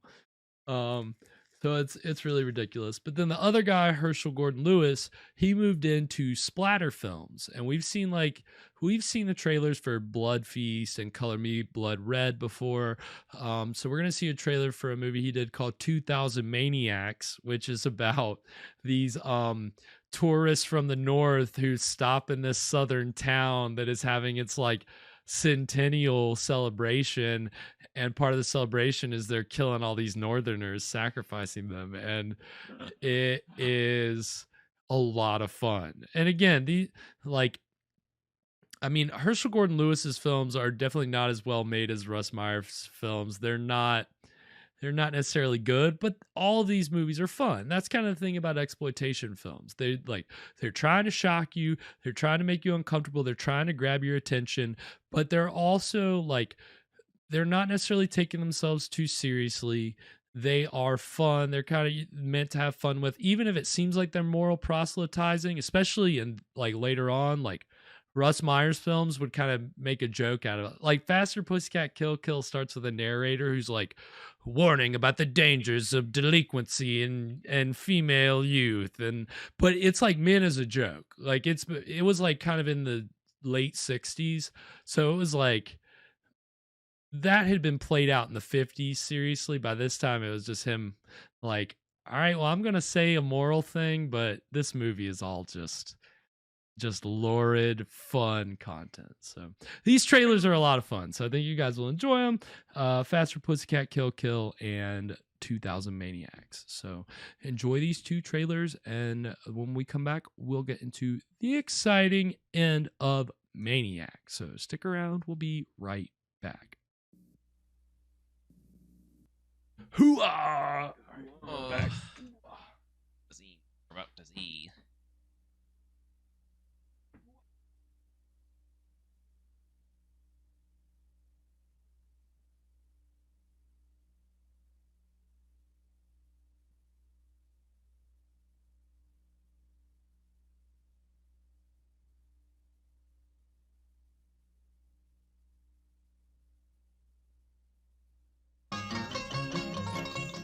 You're all invited to a centennial celebration.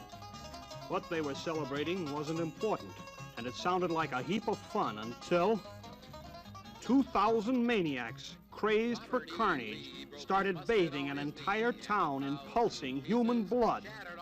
You'll see 6 young strangers doomed to slaughter by an ancient curse. There came an awful sound. And from his lips there came an awful sound. Brutal, evil, ghastly beyond belief. You'll see the most diabolical device ever contrived, designed solely for assassination by a town of madmen, insane with bloodlust.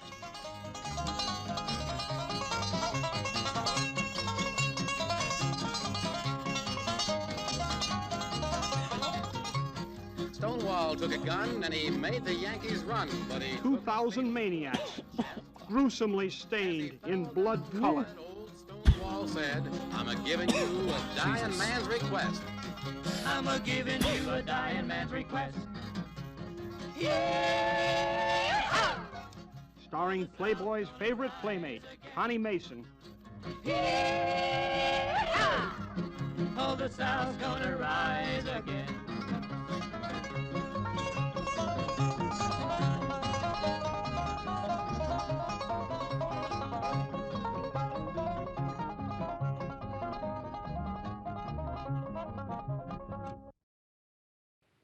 If you want one... Ladies and gentlemen, go for a wild, wild ride with the Watusi cats. But beware, the sweetest kittens have the sharpest claws. For your own safety, see faster, pussycat. Kill. Wild women, wild wheels. Race the fastest pussycats, and they'll beat you to death. Superwoman, belted, buckled, and booted.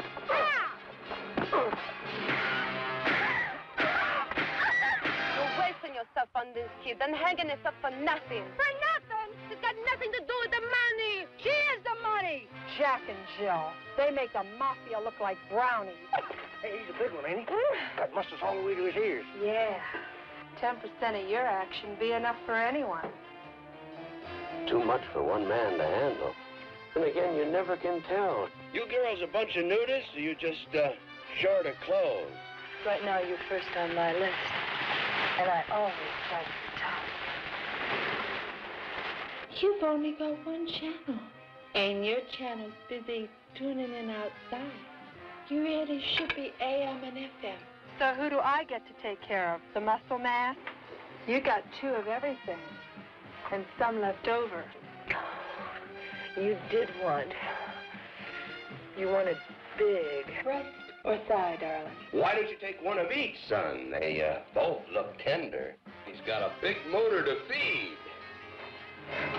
I'll give you heaps of this. My motor never runs out, baby. You were too rough the last time. All right, here's how it works. Everybody's got to go. You name it, we've got it.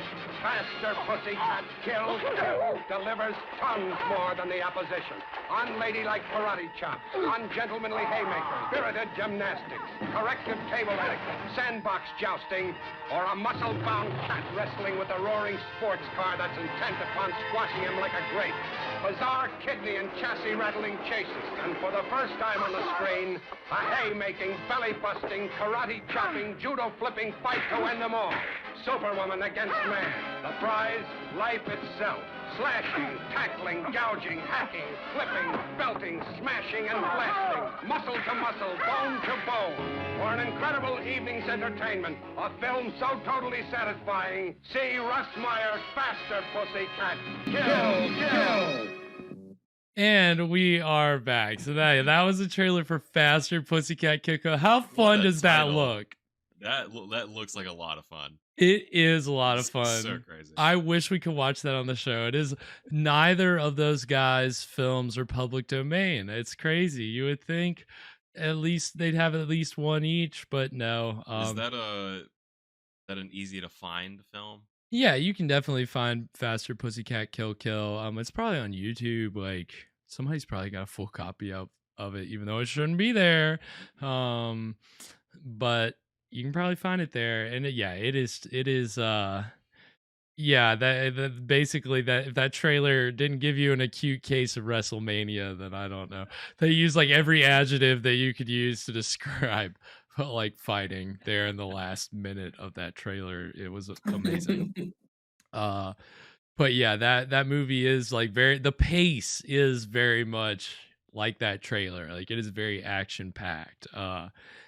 And yeah, that was like Russ Meyer. And then it, fresh, I don't know, did you see the trailer before that? I did not. I was getting a drink. Yeah. So if anybody saw that, it was they showed some of the gore in that trailer. Showed a lady getting her arm cut off, and I mean it's pretty gruesome. I mean that was Herschel Gordon Lewis's like big thing, and that was like splatter films obviously weren't trying to morally, proselytize to anyone in any way. They, it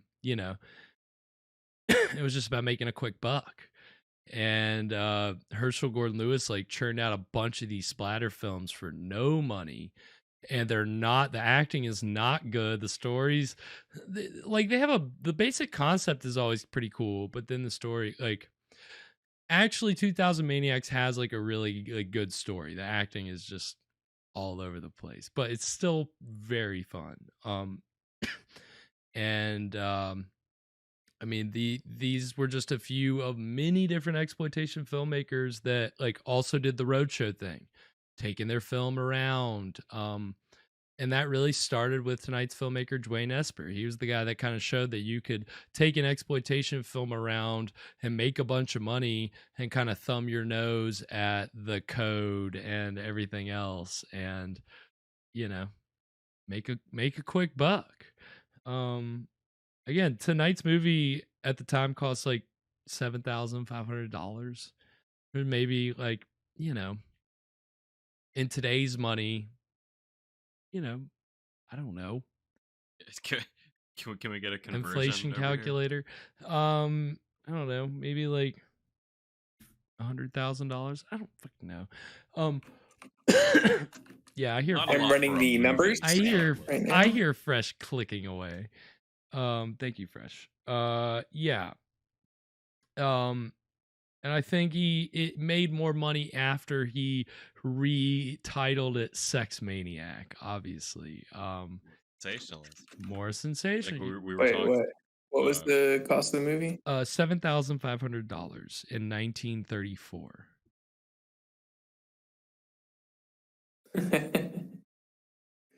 $168,000. Okay.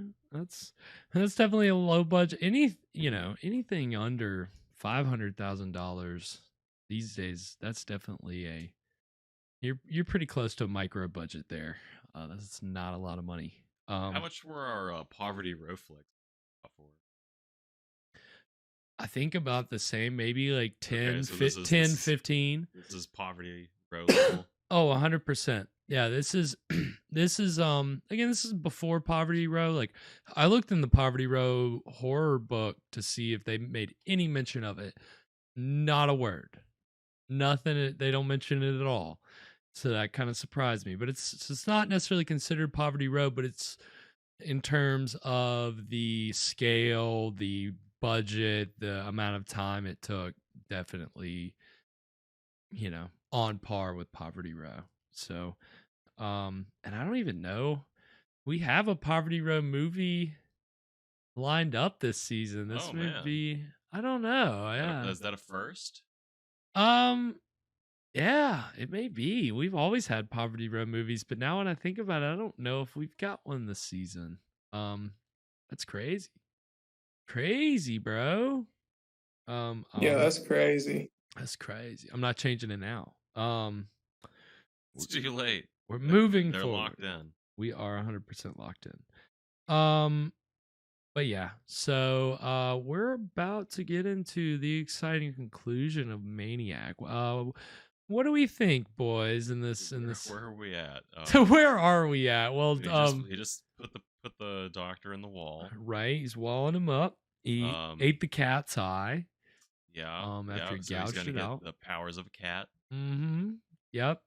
Hopefully he didn't get cat scratch fever when he was, struggling to pull that eye out. But that's a risk that you're gonna take if you want that. They're gonna cut back to the title card, and it's gonna sex is slowly gonna lower. Yep. Yeah. Now he's sex maniac. Now he becomes the sex maniac. Of course. This is an origin story. It begins as the first 2/3 are an origin story, and the last third, fulfills the promise of the title. He becomes the sex maniac. That makes sense. Sex Maniac Origins is oh my god, a movie I can't wait for. Yeah, I don't know. You catch it late night on Skinamax. Yeah. So, anything fresh? Any predictions? Anything before we get into it? And I don't know. I can't remember how this ends. So I don't. I also think it's going to cut to the title card, and sex is going to lower from the top, and he's then going to become the sex maniac. It'll be the first time we have an origin story before the regular story. Breaking serious ground narratively here. Can't put It'll it be past like Batman Begins, and everyone's like, "Who the fuck is Batman?" Right. Yeah, it makes sense. This is where they got it from. The 1934 film Maniac. Should have known. Well, on that note, Fresh, if you have it queued up, I am ready. We're gonna get into the exciting conclusion of Maniac right now. You're a Noyak. That sounds made up.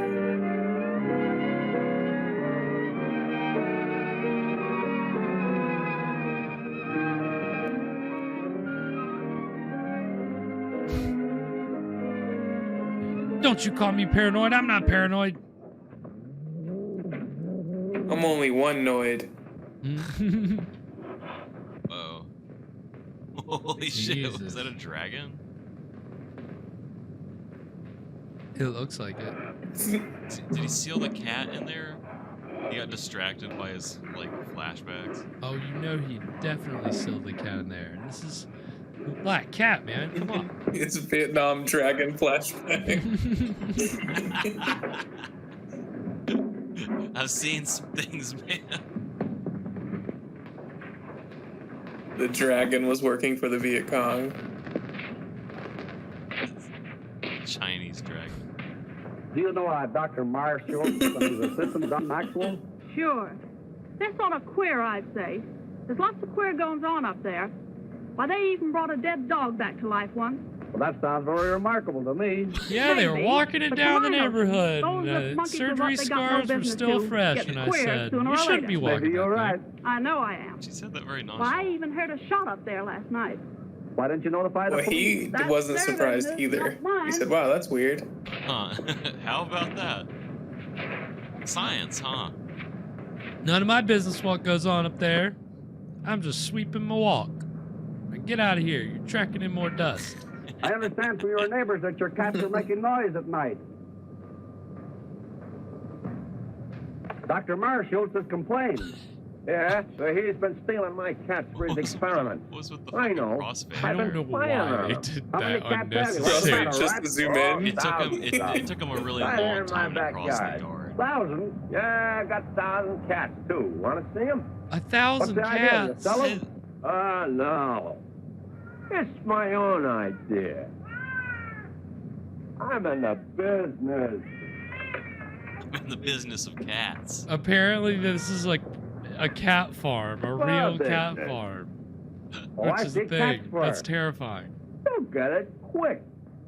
Where do the rats come in? Yeah, I don't like that. I don't like that. That's a thing. You ain't as quick as I I mean, thought. it's definitely illegal. That's what I'm saying.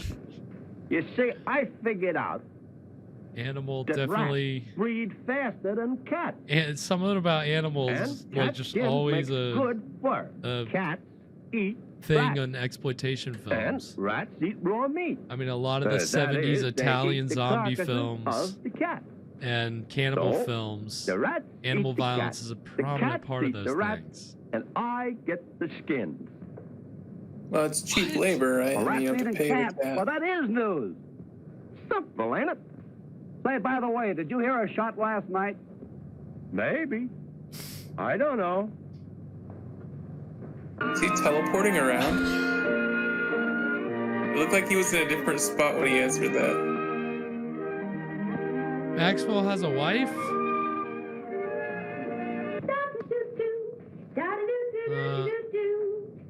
So this is another thing, scantily cladness, obviously.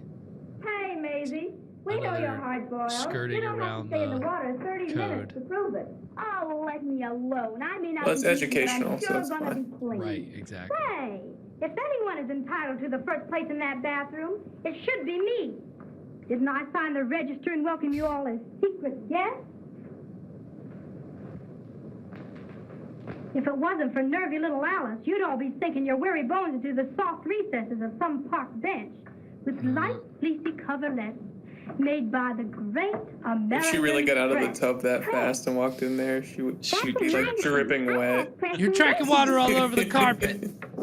That's a hotel room. Oh my god, there's a fucking puddle in the room. What are you doing?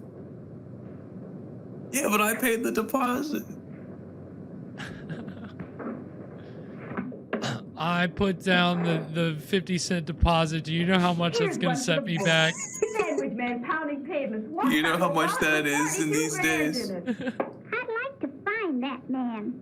Maybe we could sandwich him Oh in. my God. Betty Boop over here. Boop boop be doo. Yeah, like real life Betty Boop. Well, it sure was soft, all right. But would it be soft to land on 42 grand? Yeah, but listen, after you turn it into This is like yeah, this is exploitation cinema. So This that's is what being honest gets. Dwain A Esper. nice, soft, padded cell in the bug house. La cucaracha, la cockroacha, da-da-da-da-da-da. It's pretty tough. It's so ridiculous. Imagine the poor guy. I'll bet nobody noticed him all his life. And then? Say, wasn't there some guy in history that spent all his life looking for an honest man? Sure, in his day, men were men. But today, they're too scared to be anything but honest. It's hard to. Yeah, Do you but think a that lady brave guy breathes can helium? sure get away Yes. with plenty. Say, No, they you had must have Shirley been Temple do the ADR. Or maybe you've been drinking crazy water in your head lately. Be yourself, Ellen. Playing the heavy don't suit you. Oh, it's getting me down. Always broke and never a break. Why don't you ditch that ham and pick yourself a rich husband? Rich husband? I've heard they Just come that sounds way. like. Have you guys seen Not the very often. Often enough, but not what is our it, way. like Oh, the girl has Haribo brains. gummy Put bear a zipper on commercial it, where so they the have proof the it adults either. with the kid Yeah, Listen yeah. to this. Down Maxwell, 100%. first down impersonator gets lucky break. Why, that's your husband, ain't it? Pipe down, will ya? Let her read it. By queer quirk of fate, actor falls heir to Australian estate. This paper is trying to find him. He used to be around in vaudeville days, but we haven't heard much of him lately. The lucky ham. From now on, he'll have the company of a good egg. Will wonders ever cease? Say, I wonder if he's still with that goofy professor. Say. He's inherited a fortune. You say a fortune? Hold on, I'll go get him. He hardly used him himself. I believe it was his uncle in Australia. I am certainly glad to hear that. I'm sure he'll be pleased. Oh, but don't tell him. You see, I want to tell him the news first. Oh, that's only natural. Mrs. Maxwell, your husband will be here at 8 tonight. All right.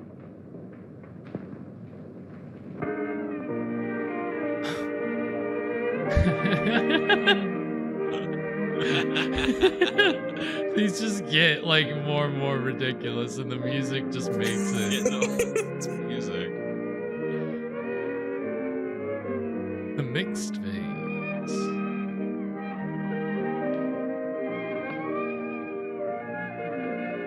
So does adrenaline make you manic depressive? I guess so.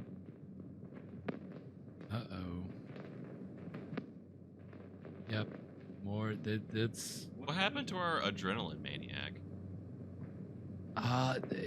That's a great question. I don't think we ever saw anything. Pretty sure the last we saw, he was on top of that zombie woman, and then, well, now what? What? What? That's so weird. I guess he's like going crazy.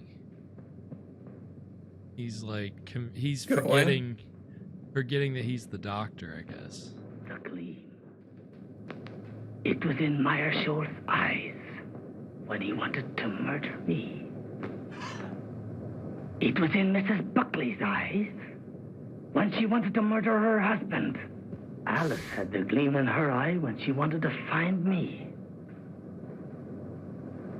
She'd murder me. That's what she wants to do. I must get rid of her. You're gonna give her the gun and shoot yourself. Mrs. Buckley. One of these times it's gonna work. She must help. Oh, we are lost. You are right. But before I can get him back here, you will have to help me. Mrs. Maxwell is crazy and will be here any minute. She thinks that I murdered her husband and wants to turn me over to the police. We must keep her subdued till I can get Buckley. Down in the basement is a secret vault. We will put her down there. You quiet her by jabbing this in her arm. And in the meantime, I will go get Buckley. It sounds all right. I'm not worried about any of it. Crazy. It seems to me she has the right idea. So you feel that way too? Stay in there. I'll call you when needed.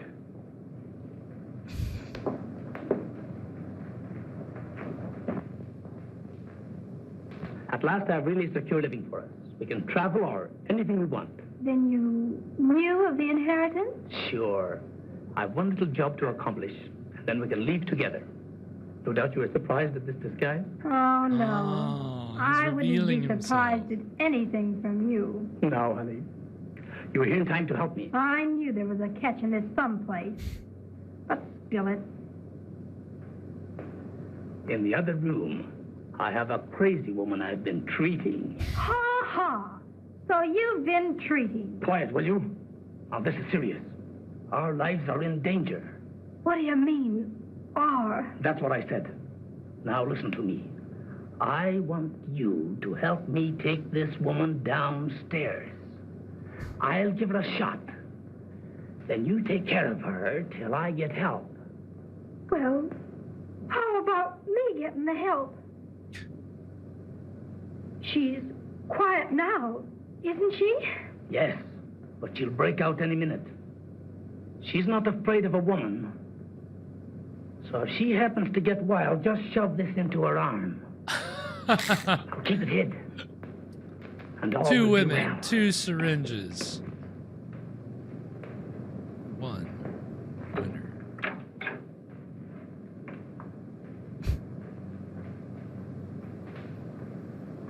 All right, Mrs. Buckley. We will go downstairs now. I have a special treatment room there.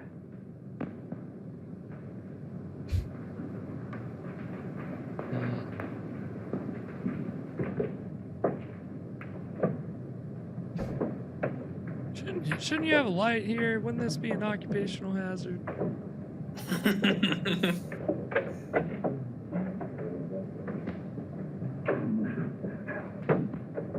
Laboratory's not been OSHA approved.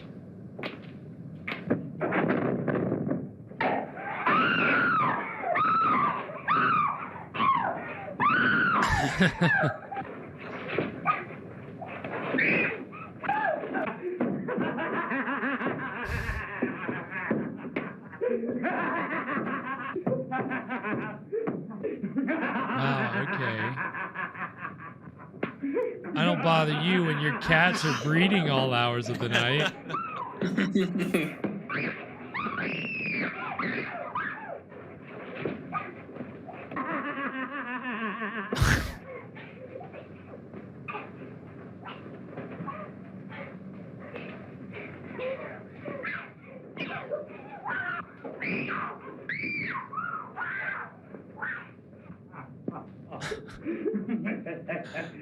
I love the superimpositions. Oh, here we go. The boys in blue.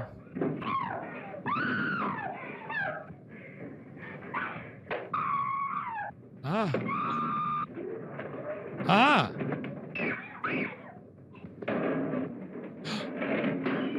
Oh shit.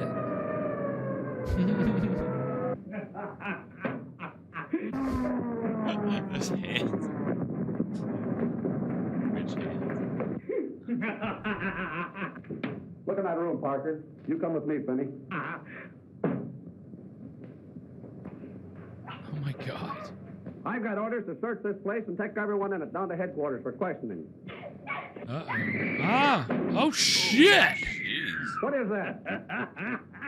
Nothing. A couple of my patients having a little argument. Take me down there. It won't do any good. Argument. There are a couple of would-be murderers fighting it out. Man, you're crazy. What kind of a place is this? Man, you're crazy. I'm Man. crazy, am I? Oh, let me tell you something. Those women have the gleam. You know you can take some time. Oh, that's we will. All right, get it going. Oh, God. Don't go down there.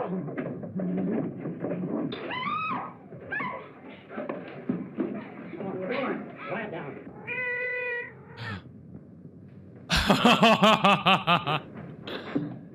We're getting an Edgar Allan Poe moment. What's behind this wall? Finney, tear this wall down. Murderous Satan. Mr. Gorbachev. Tear down this wall. Tear it down.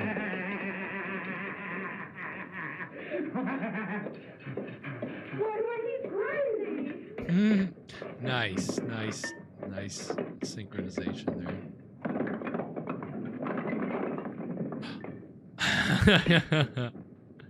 This cat's a hero.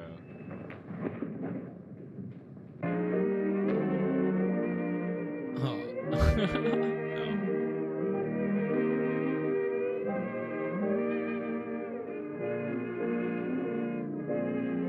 The person of inferior mental capacity cannot do Yikes.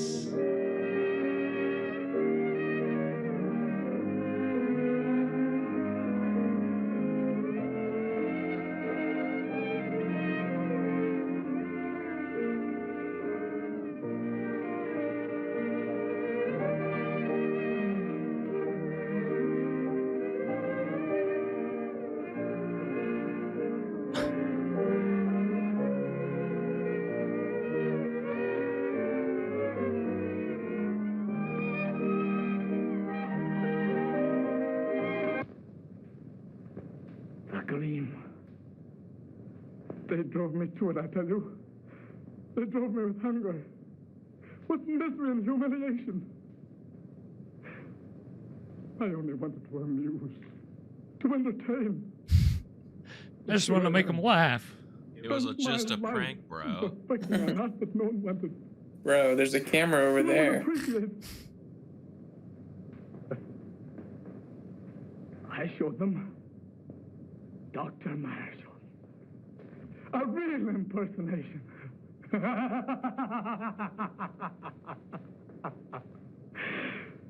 Meirschultz. My supreme impersonation.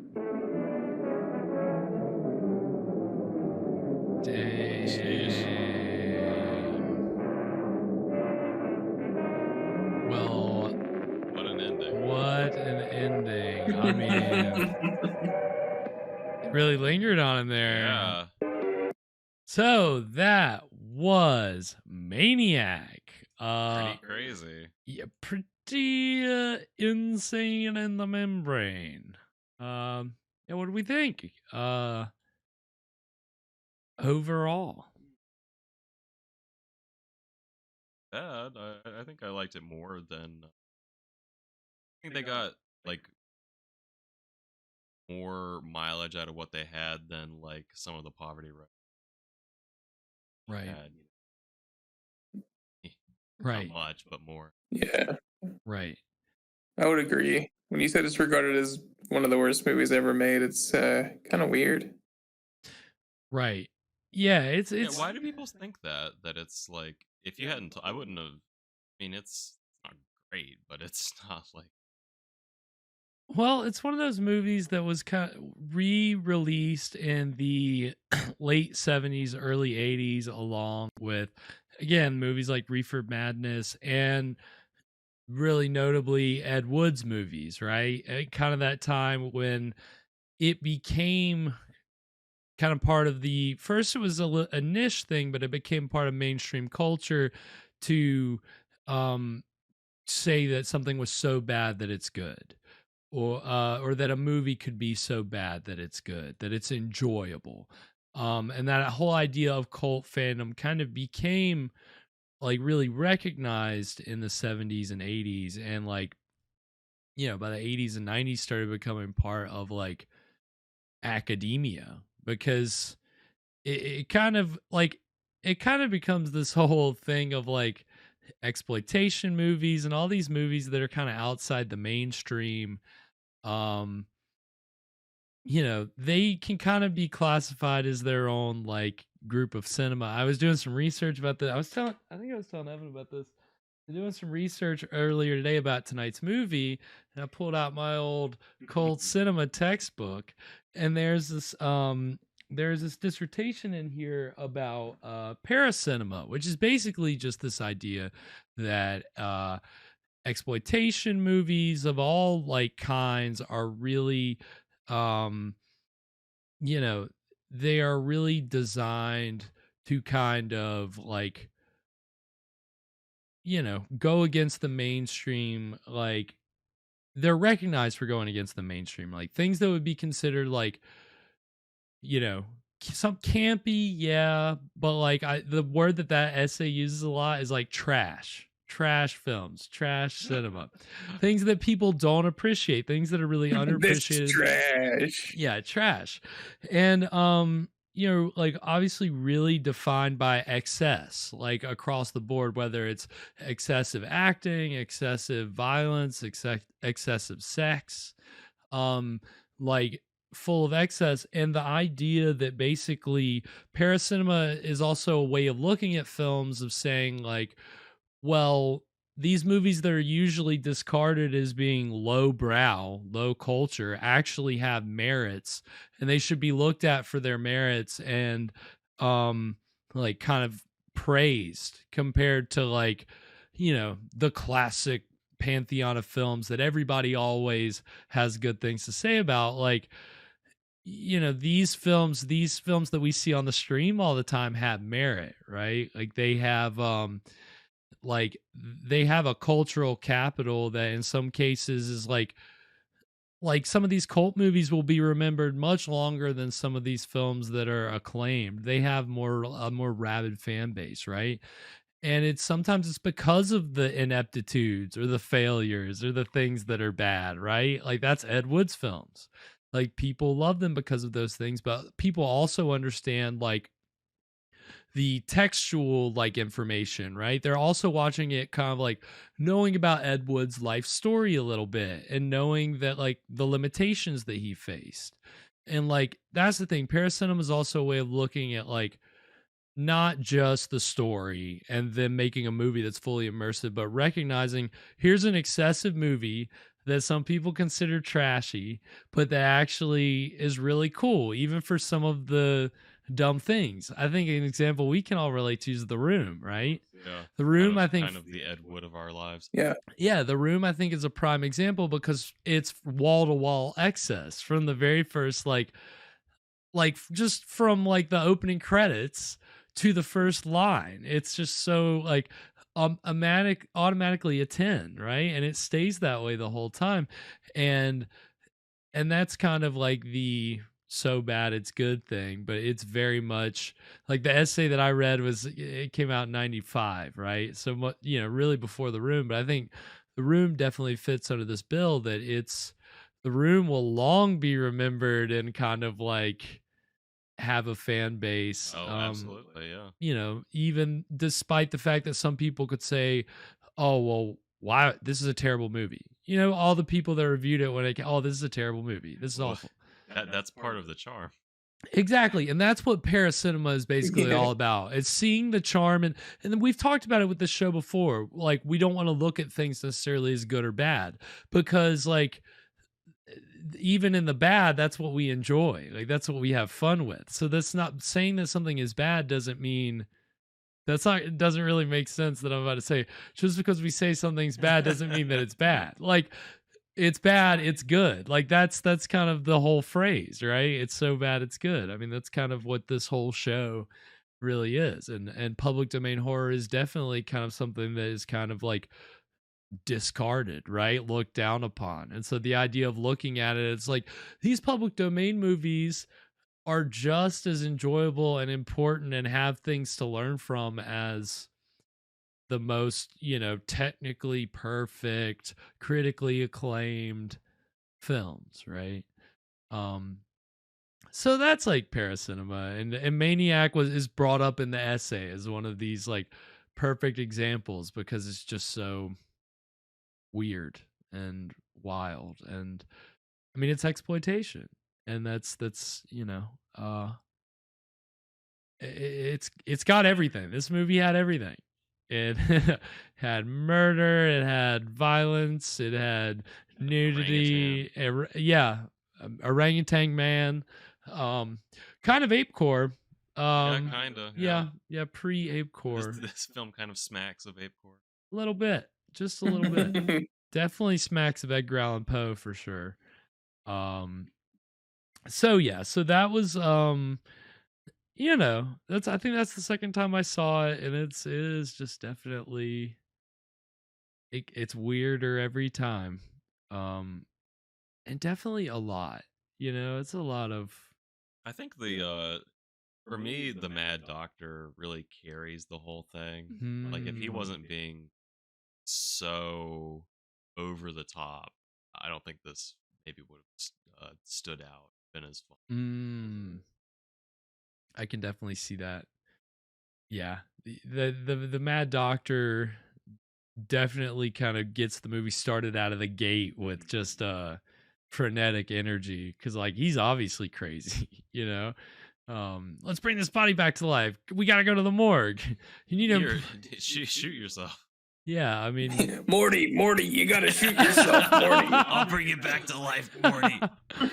Oh, why didn't we think of it before? Of course, he's Rick. Yeah, duh. Yeah, he's literally Rick. Yep. Yeah. I don't know if see, I can't even remember the guy's name now. I don't know if he's Morty or more of a Jerry, but he definitely bungled it. But I loved the whole Edgar Allan Poe cat walled up in the wall on the shoulder meowing. I mean, again, the black cat with Lugosi and Karloff doesn't even try to do anything like that. So technically Maniac's the more faithful adaptation. Who would have guessed? Better luck next time. Better luck next time. But that's a good movie. See that movie. It's well, now I'm not going to see it. Now I don't want to. At the very least, if you take away any movie recommendations tonight, please go see Faster Pussycat Kill. It's wild. A lot of Russ Meyer's films are good. So if you want more exploitation cinema, I mean, dive in. There's a whole world of subgenres, and I mean, just so many freaking movies, man.